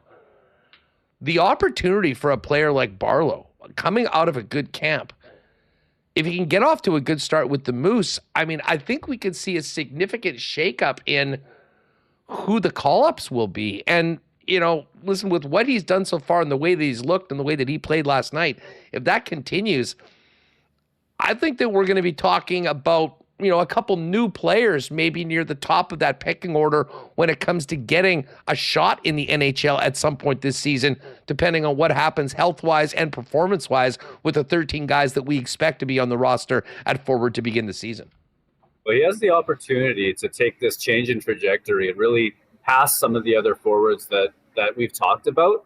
And because these are young guys, because they're going through a lot as people making their pro transitions, getting used to different levels of the competition and whoever their line mates will be in the city and all that sort of stuff, you know, these things can change. But if you're just looking at momentum here and now, he's got the most of it. And if, as we're expecting, some really good forwards clear waivers for the Winnipeg Jets, I mean, could you imagine Bagimo? Can you imagine Walker Dewar? Can you imagine Jared Anderson-Dolan all being really impactful AHL veteran-type players? That's not even the half of what's available to them. And so I start to think, well, the way that Winnipeg runs its lines here at the NHL level, where you've got Scheifele's line as a number 1 scoring line, you've got a shutdown line, and then there's a secondary scoring line that could be Taves, Bravetti, and Nyquist, where there's sometimes softer minutes available for them, and you look at them for offense. Well, somebody like Colby Barlow could thrive in that role in the AHL potentially this season. And if he's scoring and if he's getting into space, if he's finding his spots, and you see a player like Brad Lambert continue to struggle to create space for himself or choose the right moments for that, then all of a sudden we've got a new top forward prospect that we're talking about, in addition to Braden Yeager existing as well, Nikita Chibrikov being kind of a different style. It's going to make the Moose so exciting as long as they're not robbed by waivers. You know, just let's talk about Yeager and Lambert for a minute. You know, I was talking about Yeager yesterday. I watched him quite a bit last night, and I really do agree with you. I mean, at this point, he hasn't found the way to separate him and get the space to really create a ton of offense. The one thing that stands out, though, if you really watch him for a few shifts, is just how responsible he is. And, you know, I was talking with Connor earlier today. Very rare you have a player at the center position that comes in really with that blueprint for the 200-foot game. Often, you know, these guys are all scoring stars, you know, at a young age, and they can do what they want at the junior level. And when they come to the National Hockey League, the biggest challenge for them is figuring out what to do when they don't have the puck, be able to have the coaches have the confidence in them to throw them out against good competition. For Braden Yeager, it seems like it might be the kind of the opposite right now, Murat. I mean, he's a player that comes in that will do what you need him to do defensively, and, you know, he'll be in the right spot, and he'll be the high guy. Like, that part is there. It's the transition to the pros, probably what will happen throughout the American Hockey League, is learning that with the increased competition, what you have to do to be more effective in the offensive zone, you know, to take a potential top 6 role at some point in the future. Exactly right. I see it the same way. He's a really remarkably responsible 200-foot player at his age, and that's something he should be proud of and continue to build, because you see a lot of scoring stars, like you said, a lot of players drafted as centers that end up on the wing for various different reasons. You know, Cole Perfetti was center/wing, and now he's mostly a left wing, so maybe who knows what the future holds. Velarde had been a center at different times, but mostly on the right wing. Brad Lambert. But You could also imagine Braden Yeager sticking at center because he does have those elements of his game, and that's going to be his bread and butter. He's been a really impressive junior age scorer as well, because as one of the older players in the WHL, he was a star quality player. He has a great shot. He has instincts in the offensive zone that can get the puck into the net. That's all there. But for him to maintain that at the next level, let's say the AHL this year, well, how is he going to get that half step of separation? How's he going to get into space where he's not covered? How's he going to deal with the physical battles? How's he going to do all of those things that scorers do to get into a spot where that chance exists in the first place? And that's, I think, the learning curve against professional players. They're going to be a lot bigger, older, stronger than he is. And that's something that everybody has to overcome. But with Yeager, it's a difference between whether you're looking at, a third or fourth line center someday or somebody who can play in the top six. Moving over to Brad Lambert, I didn't see the entire game on Sunday. I was there yesterday, and I thought Lambert was maybe a little bit more noticeable yesterday. But, I mean, for Brad Lambert to really kind of barge in, it's going to be in the offensive zone. I mean, it'll be able to do the things that he's done at junior and at times, not as much last year in the American Hockey League, at the NHL level. And it did look at times last night like he was a little frustrated. What have you seen so far from Brad Lambert, and what's the number one thing that he needs to do to, kind of follow the path of Colby Barlow and get some momentum going as we get into this season? That's funny how these things can change in such a short time. So I used to, about a year ago, we would talk and I would reflect on the point production he had in his first AHL season, and just how good it was for his age. If he can improve upon that, there's a lot of evidence to say there's a top six forward in the NHL reasonably soon, probably by right this moment at camp. But as that Moose team was kind of gutted and offensively it didn't have a lot going, and he wasn't really able to generate space and time for himself against AHL veterans, which seems tough because he's such a fast and creative and intelligent offensive player. I'm seeing so far at camp the idea that NHL players for sure, and a lot of the AHL veterans, can keep him to the outside at 5-on-5. And that's a trouble spot for me. That's something he's got to be able to generate at if he's going to be a top six offensive player in the NHL. I think he has it in him. I think he has it in him to reclaim that over the course of a really strong Moose season. But it wasn't really until 3-on-3 where he had time and space in OT where, oh my goodness, the guy can fly. Look at that outside in move that he put. Look at the penalty he drew off David Hrabchak. That's so much good stuff. And what I want to see from him is being able to pick his spots at 5-on-5, to turn on those burners, but also to use his line mates, not to curl back onto the boards in the offensive zone when he gets possession, taking him away from where things are going to be dangerous, and sort of just being a more efficient offensive player, I want to say. There are moments where he wins physical battles, and we should credit him for that at this stage. But I think he's still a work in progress, and this is the season where I think he's got to reclaim himself as a top six prospect. No surprise that Elias Salmonson didn't look out of place playing with Dylan Samberg last night. If you focus him on shift by shift, I mean, he looks, frankly, I think that if you didn't know who was who, you would think that this was one of the veteran defensemen that has probably played for a while in the National Hockey League. Just thoughts on his camp so far, and how you thought he looked playing in the role that he was last night with Samberg, who is very much now an established NHL regular in the top four. I was trying to think of something clever around Sammy Salo, who's just the former NHL player, but Sammy and Salmonson, and I haven't found it yet. If you're out there and you're more clever than I am, please. I like that pairing because it's the blueprint. It is exactly the blueprint. It is Elias Salmonson. You're doing so many great things at the professional level at a young age. You probably had an even more impressive AHL debut at an even younger age than Samberg did. And look how good he is in the NHL right now. We can talk about how, someday Salmonson is the ideal complement for Josh Morrissey, but could you imagine somebody with his intelligent meanness, his physicality, his ability to impact the game in a two-way play capacity as well, because he has offensive instincts, as a partner for Dylan Samberg? There's a lot there. I like the thought on the Jets' part to pair those two guys together. I've thought exactly as you do that he looks like a professional player. He looks like an NHL caliber player at this stage. I'm a little bit less inclined to say, I think he's going to be consistent enough and still separate himself, in preseason's games 5 and 6 to the point where it looks like he should absolutely make this team. But maybe there's still room for him to do that and to surprise me and to take an even bigger step. I think this guy's headed for his second AHL season. I think he's going to be an AHL All-Star, and I think that probably we're looking at next season. He's going to be a really promising NHL career to start. One thing I'll say right now, and I agree with you, Murat, that is the plan for Elias Salomonsson. If somebody went down, if there are injuries, if a trade happens, I don't think this management group would hesitate for a moment to get him up and get him some NHL playing time at this point. Somebody asked me the other day, what's your over-under on Salomonsson games? And because I don't know the world of over-unders, I said a whole number. I said, I don't know, 4?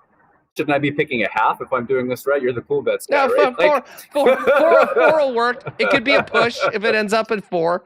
But, I mean, You're thinking a bit of a small number. I mean, like single digits.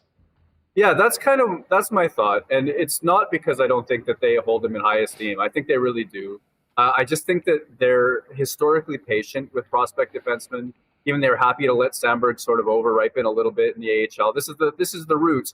And with his waivers exemption, I just think that they're going to ride it. They're going to let him dominate. And if he dominates, great. There's so many veteran D in the way. Maybe I'm wrong. Maybe there's going to be a moment, and maybe it's going to be impossible for him to be denied. But I guess, I'm still guessing that isn't until either really late this year or next season. I don't know. I don't know how things are going to shake out for Ville Heinola. He is not waivers exempt. If you look at the depth chart of most people, he's kind of on the outside looking in when they have to make tough decisions. Tell you what, though, I had a lot of time for his game last night. I mean, I thought that he played with some confidence. I thought he was skating well. He was a big part of that second goal. And I know you guys have talked to him. It seems like he's come in with a really, really good attitude despite a really tough last couple seasons. And regardless of where he plays right now, I'm impressed with the way that he's handled himself through a ton of adversity. And I don't think he did himself any disservice last night with the way he played. What did you think? Kind of almost the forgotten prospect, right? I mean, 24, he's not quite a prospect anymore, but because of the way things have bounced for him, he is still new-ish, even though he played at 18. Like, this is kind of an awkward spot for him to be in, looking to, like, if Salomonsson is coming from a long way back to beat out the 8-9 veterans in front of him, Heinola is in a similar situation, and he's coming off of a season that was cut short in part by his ankle situation, in part by not getting into NHL games when he was back. That's a challenging spot to be in. And so when Ken and I talked to Ville yesterday, a lot of what we were asking about was the journey that he's been on. And I've talked to players before who, like, whether out loud to me in front of a microphone or privately or indirectly, complain about a lack of opportunity a lot more than Heinola has done. And I put that question to him, like, well, okay, where's the positive attitude coming from? And he's like, well, actually, you know what? To be honest with you, I can't lie. There were times last season that I was in a dark place. You know, when the team was around, it was good to be around the boys. But when they went out on the road and I had nobody and it was just me, it was hard, especially knowing that he'd already been through that ankle rehab and needed to go through it again. He knew what was in front of him. That was a hard spot for him. Scott Arniel commented on that a little bit as well, that they were trying to help him out during that. So I guess my takeaway from it was whether he was complaining or whether he was in a hard spot or whether this, that, or the other thing, he sounds like a mature young man at this stage. He's not that 18-year-old kid anymore. He's 24, and I think he's learned a lot from it. And whatever he's capable of now, he's going to put himself in a solid mental spot to try to do the best that he can. Big read waiting for you Jet fans over at theathletic.com right now. Jonathan Toews' potential and 6 more burning questions that will define Winnipeg's season. I will give you a bit of a tease. There is one of those questions about Cole Perfetti and him taking that next step. We won't get into that. People can read that, Murat, but I will ask you, Connor joined us a little earlier with an update from the skate today and doing a lot of power play stuff. Cole Perfetti look taking over trying to fill the big shoes of Nikolai Ehlers on Jet PP1, and just thoughts on his fit with those other 4 players that were part of the league's #1 power play unit last year. Yeah, he's coming from a good spot, and that last season he was good there. When Ehlers got hurt, when he had opportunity, Perfetti produced, so that's good. I think it was the power play, I think it was the power play against Dallas where he had the goal called back, where it was caught in the glove. Did it go in? Did it not go in as well? He's been productive in the NHL on the power play so far, is what I'm saying. If you look at his points per minute, it was in line with the top unit guys last year. He's a guy that knows his reads. He's a guy that has vision. He's a guy that has really good, quick hands and the ability to execute. And I would say that's what I'm seeing on a day like today. Cole Perfetti's hands, he was finishing plays. He was creating plays. He has that offensive acumen. I think that in terms of if it's just about his ability to make the read and execute the play consistently, that part, I think he's going to be able to fill Nikolai Ehlers' shoes. There is, and I'm talking about the power play specifically when I say that, there is something that Ehlers did, and that was just being really fast and getting to the boards first when a puck hit a goalie and there's a rebound and goes into the corner where a shot was blocked. And now there's a race to be won. Get that puck back into the Jets' hands and then keep that possession so you don't have to go back into your own zone and do another breakout and maybe 15, 20, 25 seconds get killed. I don't know that he has that club in his bag like Nikolai Ehlers did. Certainly Ehlers is one of the faster players. So that, okay, I think most people will forgive him for that. If you're just thinking about his offensive ability, I think he's going to be a really good fit there. Murat, great stuff. Enjoyed your latest piece, and I know we are just getting going on what should be a very exciting season. Great to have you on the program. Great to see you this week. We'll see you down at the rink, and we'll do it again next week on Winnipeg Sports Talk. Thanks for popping in.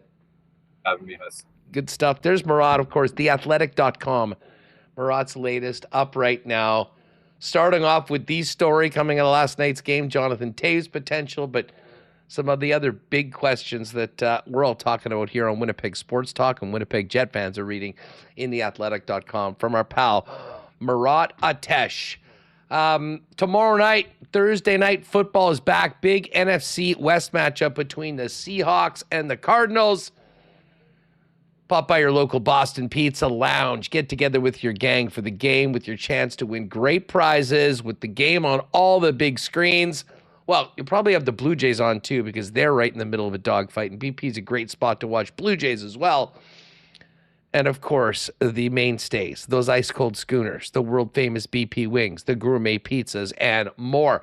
With Jet season just around the corner, Boston Pizza is the place to be when you're getting together with your gang to watch the big game with the best in bar and lounge food, pizza, wings, and more, and your chance to win great prizes for all Winnipeg Jet games through their pick-a-player contest at local BPs, and of course for NFL football. If you can't get out tonight, you can always fire it up and get it hot and fresh to your door by ordering online at bostonpizza.com. Well, the season is here. Saw a bunch of Toews jerseys at the game last night. If you want to pick one up, head on down to Royal Sports and get yours right now. The biggest selection of Winnipeg Jets and NHL merchandise in the city is at Royal Sports, with all the Jets jerseys available, personalized with your favorite player, you name it, not to mention hats, toques, hoodies, T-shirts. They've got it all at Royal Sports, along with the NFL merchandise coming in for the new season.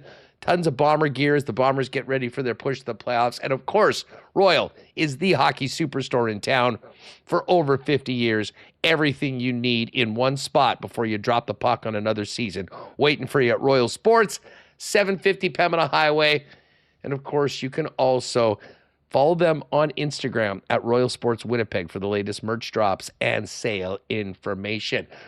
We will have Zach Caleros' comments on the CFL rule changes, as well as a few other Bombers a little bit later on. We've got our picks. We got to hit the Coolbet lines. We got to talk a little Jays. But coming up in just a minute, Thomas Tipple is going to join us for the latest on the NFL midweek as we head into week 4. Just before we bring in Thomas from fantasypoints.com, a big cheers to our friends at Winnipeg's favorite local brewery, Little Brown Jug. You train day in and day out, learning new techniques, approaching new concepts, and living out the thrill of achieving your goals. Building a craft beer is no different. While you spend your hours on the ice, we spend ours here, brewing our trademark beer. Again, again, and again. Here's to pushing the status quo and challenging ourselves to build something memorable. 1919 by Little Brown Jug.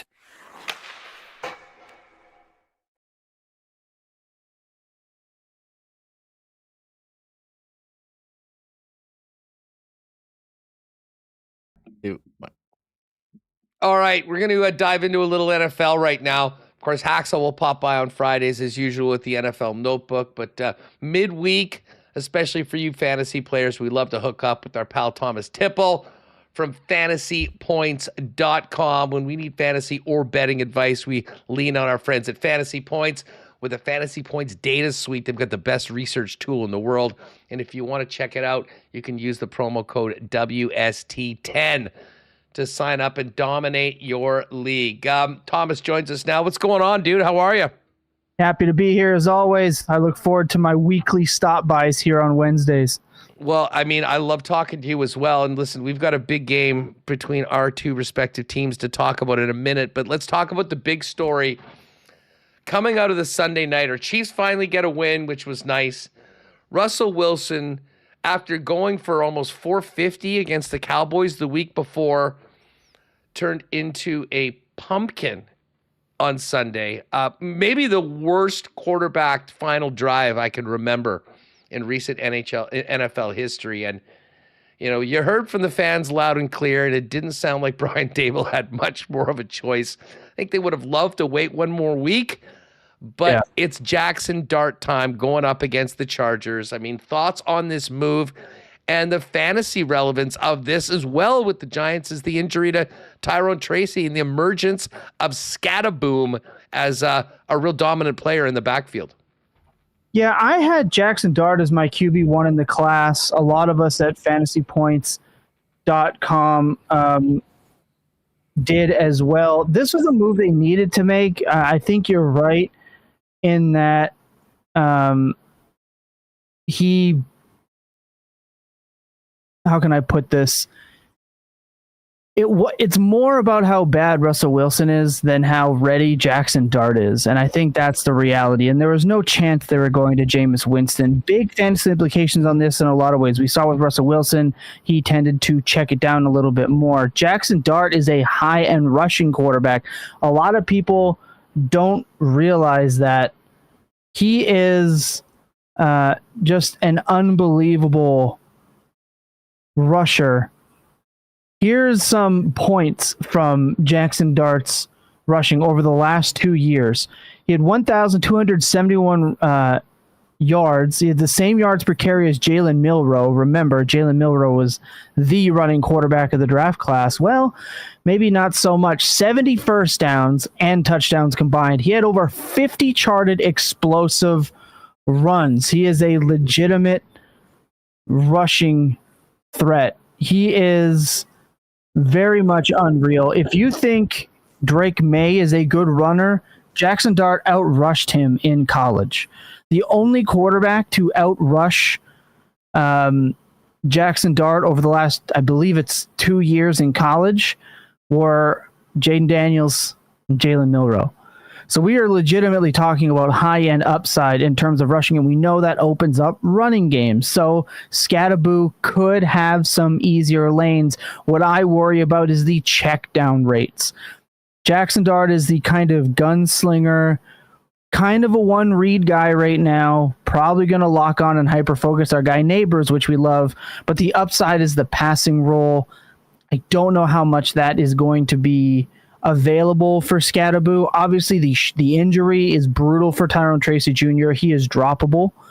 But I would pick up Devin Singletary, even though I think he's absolutely cooked. He is a coach's guy. He is a pro's pro. Can pass protect, do a lot of the small things really well. So I am in on this. This move is important. Unfortunately, they get a Chargers matchup, which is just brutal for any quarterback to face, let alone a rookie quarterback. I mean, hey, what just on the the passing side of things, how should you feel about this if you're a Malik Neighbors owner? Never panic about Malik Neighbors at any time ever. Unless it's Russell Wilson on Sunday night? Nah, just remember, he had one game where he did not hyper-target Malik Neighbors, and that was a very strange...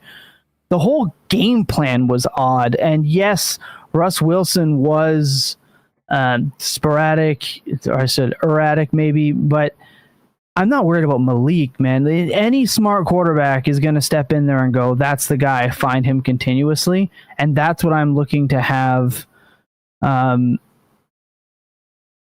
again for Malik Neighbors. Keep in mind, Dart completed 65.7% of his passes and averaged 9.5 yards per attempt in 39 games at Ole Miss. He owned a 6.4 touchdown rate, just a 2% interception rate, 38.4 rushing yards per game with 12 rushing touchdowns.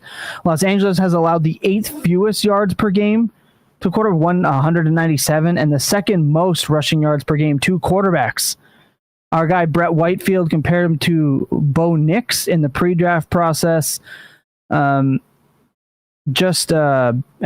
Bo Nix completed 153 yards passing and 1 touchdown and 8 for 33 on the ground against the Chargers last week. I'm gonna say I'm not playing Dart this week, but I mean Neighbors is unreal. Now Neighbors also a little banged up right now in terms of his practicing, but check this out. You want to talk about why I'm not totally concerned? The Chargers deploy a cover 3 33.1% of the time and a cover 4 at 26.8% of the time. I think that is going to bode well for somebody like Malik. Leading receivers like Cortland Sutton, who had 6 for 118 and 1. Jacoby Myers had 6 for 68. And Hollywood Brown, remember, had 10 for 99. They've all reached 12.8 fantasy points plus against the Chargers this season. Wide receiver ones against the Chargers are not getting shut down because, well, let's face it, the Chargers defense just don't need to. They're going to outscore you even if you put up 20. Thomas Tipple's with us from fantasypoints.com. This is, I guess, kind of fantasy related, but more big boy football. We got a big game. My Chiefs, your Ravens, they're both 1-2. This is going to be the late Sunday afternoon game of the week, national television. One of these teams is going to be 1-3. A quick thought on the Ravens' loss to the Lions and your takeaways from that, and just how important this game. For the record, I think both these teams still make the playoffs. I don't think this is the proverbial loser leaves town match. But I'll tell you what, neither of these teams, especially the Chiefs with the 3-0 Chargers playing the Giants, want to flirt with getting to 1-3 and 3 full games back and a loss to a division rival. Yeah, I think the Ravens have a better chance of making the playoffs than, say, Kansas City will, but I think Kansas City wins this game. I mean, the AFC North is brutal. I'll say about the game against the Lions, we talked about it last week, and I called it. I absolutely nailed how this game was going to go. I had a bet slip. I bet Lions, put 20 on the Lions before that game kicked off, and what do you know? I mean, we're a little bit richer today for it. It's just in their mode right now, and maybe they're motivated, but they have a defense that can't stop a bloody nose. I mean, they're signing Tevin Bryan, who is a first-round bust to the Jaguars, to try to play some mop-up duty as they're missing so many defenders, and Zach Orr is the worst defensive coordinator in football. So I think the Chiefs game is going to be pretty electric, but I mean, it usually is with them. The Chiefs on offense right now might be one of the only teams that can't score 30 points on Baltimore right now with how they're playing. We'll see. The Chiefs are going to definitely try to shut down the Baltimore run game. Obviously, Derrick Henry struggling. We saw what the Browns were able to do against them. And then the Ravens went away from the run game as that game kind of got out of hand against Detroit. So we'll see if they're able to stick to it. I'm weary about you have to play Derrick Henry. Definitely lowering my expectations. And also keep an eye on Lamar Jackson's practice reports this week. He looks slower than I remember seeing him in recent days. He was getting caught from behind. He tried to shake a Detroit linebacker, and he couldn't. He just kind of stood still and stuck in the mud a little bit. So keep an eye on Lamar Jackson's injury reports at practice, and I'm taking the under on his rushing yards this week. That is for sure. I also have the Chiefs to at least cover. Again, Baltimore being the favorite, so if you want some bets, those are some from me. Hey, just before we go, there was a ton of injuries on the weekend. I mean, CeeDee Lamb injured on a rushing play. That got a lot of people talking in and around Dallas. James Conner is done. Mike Evans is out. Najee Harris as well. Just quickly, I mean, a player or two that, because of the injuries, all of a sudden is a lot more fantasy relevant than if we had spoken about them last week. Yeah, I mean, obviously, Omarion Hampton comes to mind, right? There was some concern with Omarion Hampton, a little bit of a stiff hip problem. Was Najee going to come in and really, limit the workload for Omarion Hampton? Well, we can put that to rest. He is just a complete league winner. 19 for 70 with 1 rushing touchdowns. That wasn't really impressive, but 6 receptions for 59 yards. That's 24.9 fantasy points against a pretty good Broncos defense. So I'm pretty excited about that. There's always injuries in fantasy football, and you always have to be ready to take advantage of that. Not all of them are going to be next man up scenarios. So definitely something to keep an eye out. It's tough with backup running backs. Like, let's take a look at Trey Benson, right? First off, let's pour one out. I call him the fantasy cockroach because I always assumed without an injury like this, James Conner was going to survive the nuclear winter, right? It was death, taxes, and James Conner still being an RB1 in fantasy football. He was going to join the cockroaches and Twinkies in nuclear winter. But unfortunately, he had just a catastrophic, likely career-ending injury, and I'm not sold that Trey Benson is just getting all of that work. What tends to happen when a starting running back goes down, they're not fully prepared for it. So the backfield splits tend to just be next man up for that game. Let's manage it. And then they game plan how they want to attack it. Amari DeMarcado is somebody that I am picking up just in case he continues to vulture some of that pass down work that leads to upside. I love Trey Benson in Dynasty. In redraft, I am pumping the brakes just a little bit. And then the last one I am probably going to mention, and I think should be mentioned, is again Justin Fields being hurt. Don't know if he's going to play post-concussion one more time. So Tyrod, it is Tyrod, not Tyrod, but Tyrod Taylor going to play again, but have no fear for Garrett Wilson. He's just that good, like we mentioned in the preseason. And I got to say, I feel bad. I gave everybody nothing but Dallas Cowboys prop bets on the first week that I was here, and unfortunately, it looks like those bets are as good as dead. Don't worry, we're going to make up for it. You can make up for it at fantasypoints.com. You can get yourself a subscription. Obviously, you guys have your promo code. Keep hammering that. Come and find me on social media, Nostradamus, ELNOSTRA Thomas, everywhere you can find me. And I just want to address one comment in the chat. No, that is not Excalibur on my wall. I do have both of these swords from the Lord of the Rings, however, as I am, as you can see, a massive, massive nerd. It goes beyond sports, baby. I am a nerd for all things. I love it, dude. I love these conversations. I'm sure we'll get a DM or two in and around Sunday afternoon. May the best team win, and may both of these teams make the playoffs, because Lamar Jackson and Patrick Mahomes deserve prime time in January and maybe even February. Have a great one, and keep up the great work over at Fantasy Points, pal. Take care, guys. Look forward to seeing you next week. Again, the fantasypoints.com is the site. And if you do want to jump on that, use the promo code WST10 to sign up, dominate your league. Great insight on bets, props as well, which has been quite helpful to me at the start of the year. It's been some tough, and it's a couple of the worst beats of all time. I'm still not over the Rams plus 3.5 from last week against the Philadelphia Eagles. That one will haunt me for a long time. But the prop shop there has been has helped made up for a couple of tough endings to the games. Great thanks, big thanks to Thomas for joining us. All right, hey, at the end of the program today, we're going to be doing a bit of a self-raid. I hope you'll stick around for myself and Pat Gregoire teeing up the Ryder Cup on WST Winners. Of course, Thursday and into Friday. Our Breezy Bend golf reports will be all around, for my money, the best golf event of the year.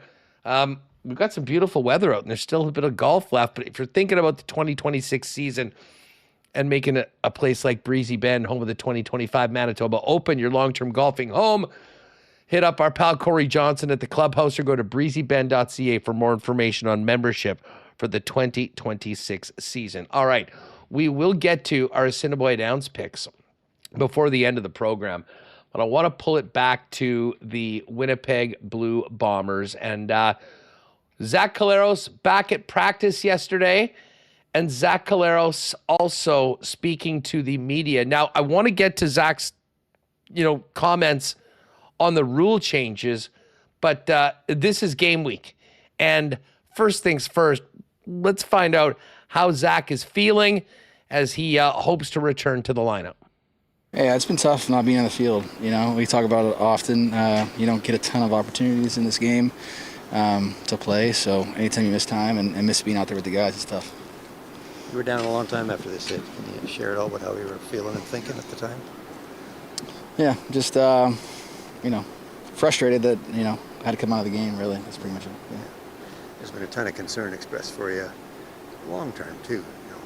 Most prominently what Milt Stegall said. How much do you think and talk about that with people around you? Health is an ongoing conversation, obviously. So, yeah, without, being too inflammatory to address some of that stuff, I don't really, I don't pay attention to stuff outside the building. I heard about that comment a couple days after from my wife. While I appreciate the concern, not just from Milt, but other people, it's not like we make rash decisions, in this building or with my family. There's nobody who cares more about me than my wife, obviously. My children, my mom would probably beg to differ, but there's nothing about playing the game and health, obviously, that is again made just in a vacuum. Now, of course, you're referring to those comments of Milt Stegall, who joined us earlier today on Winnipeg Sports Talk. Zach was also asked by Freezer in the assembled media if he was kind of caught off guard about the comments of him getting back on the field. Yeah, again, I didn't read any of the stuff. I don't watch the TSN stuff. I really don't. From talking to some friends about that kind of stuff, again, I appreciate people's concerns. I have children. So, as a father, as a mother, you're watching something like that. If you're somebody who's followed the game for a long time, obviously, and you know who I am specifically, and you see me have to come out of games at times throughout my career, from a knee-jerk reaction standpoint, I can totally understand, again, people's concern with that. So, not upset at that at all, and I get it. While at the same time, talking about my livelihood and how I do. My life for my family is, it's not really other people's concern. All right, so there's Zach Collaros on how he's feeling back at practice and leading the Bombers into Saturday afternoon, 2 p.m. against the Hamilton TiCats. Zach was asked about his thoughts on what we heard from Stuart Johnson and the changes coming to the Canadian Football League. Here's what the veteran quarterback had to say on that topic. I was hoping we could talk about this. Yeah? Good. No, I'm just kidding. I've never really thought that deeply about it. I'm not nostalgic about the CFL, pre-2012, because it just wasn't on television, right. For us in the U.S. I understand fans and players and coaches alike that, that don't want things to change. On the other hand, if the task is to increase revenue and to get more eyeballs on the game, and I would imagine the people making those decisions have thought those things through. Yeah. I don't think it's changing the CFL game that much, or really at all. Obviously I think the biggest change would probably be you're not going to get as many returns on field goals, right. So that's something that I'll miss and fans will miss. But there's still 12 players. The waggle, yard off the ball, the ratio didn't change. those things to me are the CFL. You know, so I the way that it was really amped up for 48 hours, like Darren wouldn't even tell me what was going on. You know, sound like an NDA or something. I don't know, but I'm sure you all did too. I thought there was gonna be some radical change, and to me, it wasn't that. It wasn't. All right, so there's Zach Collaros with his thoughts on the changes, and of course, most importantly, how he's feeling getting back to practice with the Winnipeg Blue Bombers, and not a minute too soon after what we saw last Saturday in Ottawa. Mike O'Shea also spoke on the his reaction to the changes, and here's this first one for O'Shawn. Everyone heard what Nathan Rourke had to say, and you know, Osh was not entirely, I think, ever really on board with changing Canadian football, as it were. Here's Osh on just the reaction to the comments by Nathan Rourke. I thought Nathan delivered a very passionate case from the player's point of view. I'd say from the Canadian purist point of view, right? Yep. We love the Canadian brand of football. You know, we love the CFL, which is a Canadian brand of football, but Canadian football across Canada, you know, it's a great game. Where do I stand? I think everybody understands where I would stand. I'll say it. If we're going to be altering the game and removing uniquely Canadian items from the game, I would never be in favor of that. So pretty clear from Coach O'Shea on where he's at on all of this. Here's a little bit more from O'Shea on the rule changes. When you hear the rationale, does it go any way to convincing you that this is worth trying? I'm pretty stubborn. Yeah. Yeah. How come? Why is it so important? Because it's ours. Yeah, uniquely ours. I love it. So it's an exciting game. There are a couple of the items that I certainly am okay with, but would still require a little more research on my part to sit down and actually put a game on and go through the items, go through the plays, and see how it's going to work. Right? I mean, that's our job in the off season. Which one turns you off the most? Is it field length? Is it goalposts? Oh, there's a few of them. Yeah. Well, I mean, the obvious one for us, the most recent one for us is Trey doesn't set a CFL record, or it would be highly unlikely that anyone's ever going to do that again once they move the posts. Right. Yeah. I mean, I don't know what the numbers are down south, but how many returns would there have actually been in the last decade? It's probably next to none. Right, so we get 2 in one game, and we've scored on one. We've had one scored against us, let alone all the yardage that's been accumulated. And I think it's an exciting part of the game. All right, there's Coach on that. Now, there's one more from Ocean, and he's asked about the argument that was made in the press conference from the commissioner. That this will lead to increasing offense in the Canadian Football League. The number quoted in the press conference was an estimated 60 additional touchdowns once these rules are enacted in the Canadian Football League. Here's what Osh had to say on that argument. Once again, I don't think you can actually determine that until you look at all the stats the following year, that first off season. I don't think you can say that. Do you fear this is a potential step towards Americanizing the Canadian Football League? I'm generally not afraid of much, so fear is probably a strong word. I mean, we're not privy to the extended plan, right? The idea that, you know, after 2 years, this is where the changes stop. I don't know. That would be all speculation on my part, but we're also not privy to an entire plan, really. All right, so there's Blue Bombers head coach Mike O'Shea with his thoughts. Great stuff from Paul Friesen and everybody else in the scrum there post-Bomber practice. Now, there's one more reaction that I think a lot of people were interested to get, and that is Blue Bomber special teams coordinator Mike Miller, who is also a legend in special teams, and arguably special teams is the biggest aspect of the game that changes with these new rules that'll be coming in 25 and 26. Here's Mike Miller with his reaction to the announcement from Stuart Johnson, who will join us on Winnipeg Sports Talk tomorrow. Here's his reaction to that. I mean, the bench one makes sense to me. I feel like that should have happened years ago. At the East, I never asked the reason why behind it, but I just always thought that should be the case, that everybody should be on opposite sides. So that one for sure. And then, I mean, the 35-second one doesn't bug me much. I mean, I feel like that wasn't one that really like put any impact on the Canadian game. I mean, then obviously, yeah, with the goalpost, man, that one, I just don't. Yeah, and the Rouge just doesn't make sense to me. No. Just Canadian football. I mean, that's what it is. Like even just the shortening of the field. You know, a lot of the stadiums, they put the C at center. I mean, to me, that was for Canadian. That was part of our thing as well.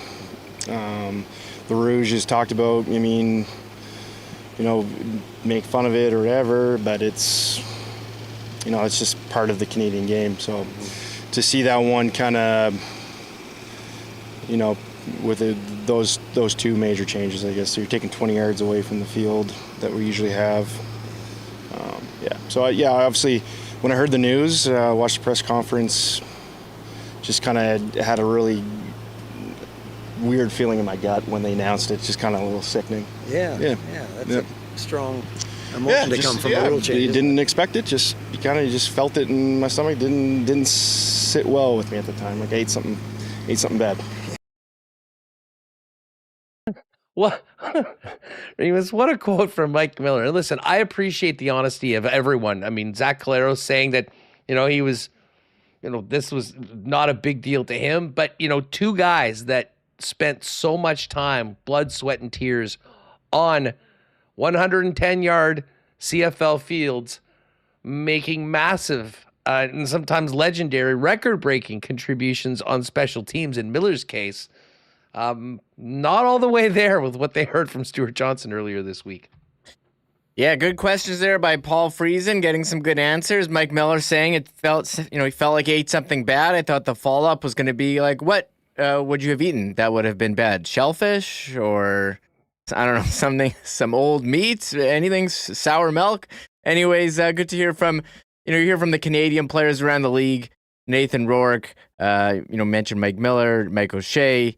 They don't want to see changes, but you've seen some American players like Davis Alexander, Nick Arbuckle, Bo Levi Mitchell, Zach, who, are happy with, or maybe they don't have the attachment to the Rouge, to the 55-yard line that some other people. So the backlash has been significant. I'm not sure. I mean, we'll see if there are people, dropping season tickets over this. I kind of shared Zach's thoughts, when they said, changes are coming, he thought it was going to be really big. I don't think it really changes, football, but it does change the canvas that it's played on, to use the Stuart Johnson terminology. And I thought, moving the goalpost made sense. And I think a lot of the changes are connected to that. So we'll see, if they get the desired result moving forward. But it seems like they've, annoyed a lot of the hardcore fans. And are there fans out there saying, they moved the goalposts, they got rid of the Rouge. Now I'm going to tune in to Friday Night Football on TV. Are there people out there doing that? I'm not sure. Yeah, this isn't fixing everything that is the issue with the Canadian Football League in one spot. But I will say, if this makes the game better, that's a positive thing. And you can agree or disagree with that. But, I mean, let's all agree that that is the intention of why they are doing this. I don't buy that this is just one step so they can kill the Canadian Football League and make it 4-down football. I don't believe that. And I don't think many people do. But, listen, it is a game that we love, and it means so much to so many people. And the fact that it has created such a conversation around the country, I think just shows that the CFL still has a major, major place in the landscape of Canadian sports. Yeah, and I think there's some unsaid stuff. I don't think it's all about going increasing scoring. I think Jeff mentioned this on CFL 110, where you guys went for like an hour talking about the rules, saying, I think it's restrictive having this massive field that there's not that many places that they can put it in, and maybe it would make it more accessible if they were having games at other stadiums. Maybe that's an unsaid factor that's happening. We'll have to wait and see. I mean, they asked me what I wanted it to be, and I put out on X, like, let's fix the stats, because they send them out in a PDF that's not sortable. Like, what are we doing here? Like, let's make a real fantasy product. We've been saying years, like, have a video game to engage young fans. Hey, on that, I am hoping, and of course, what is it, Nelson Hakowich, I think, who made those incredible CFL unis that you could input into the college football game. I would love, with a more U.S. style field, that there's a way that the CFL can be included in Madden. I think that would be absolutely massive. And again, there might be a tweak to the field where you make it wider and you're adding the 5 yards in the back of the end zones, or even if just for the video game, they leave it as the NFL end zones, make it a bit wider. But if you could add that 12th player and get CFL teams in there, I mean, that would expose it to so many new people, just out of curiosity, that I think then if they're flicking around one time and the Bombers are playing the Argonauts in June when football's not happening in the United States, you might get a few more people, more eyeballs on that. And obviously a new TV deal is a big part of the future for the Canadian Football League. The commissioner will join us tomorrow on the program. We'll hit him with many of our questions, a few of yours as well, and very much looking forward to that. So don't miss that on tomorrow's edition of WST. All right, we've got WST winners coming up in a few minutes. So let's get over to the Coolbet lines. And CFL lines have actually moved quite a bit. The Montreal Alouettes are now 4-point favorites at home against the Calgary Stampeders. This opened up as Calgary -1.5.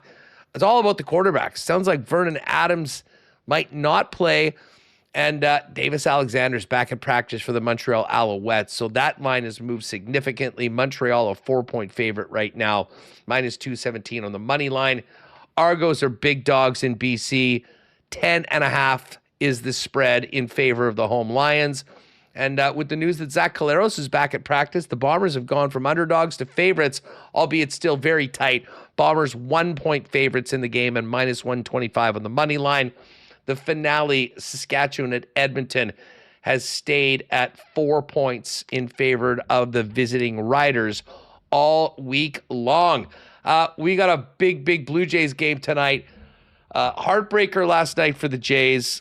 Definitely got hosed on the Springer foul ball call that would have knocked in at least 2 runs. And then the way he got rung up on that other play was just really unfortunate. Tonight, they are underdogs at home to the Boston Red Sox. It is Max Scherzer on the bump for the Blue Jays, coming off that ugly performance against the Royals where he gave up 7 runs in the first inning and didn't even last through the first. Makeup game for Max tonight. Garrett Crochet on the line, on the bump for the Red Sox. Red Sox -125, Blue Jays +106. And I will point out one other happening in the majors, and that's what's happened to the Detroit Tigers. And this collapse that the Tigers are in the midst of is the most shocking in the history, I think, of Major League Baseball. Less than a month ago, the Tigers were 12.5 games up on the Cleveland Guardians. With the win last night over their ace, Tarek Skubal, the Guardians have caught the Tigers. They're now in first place.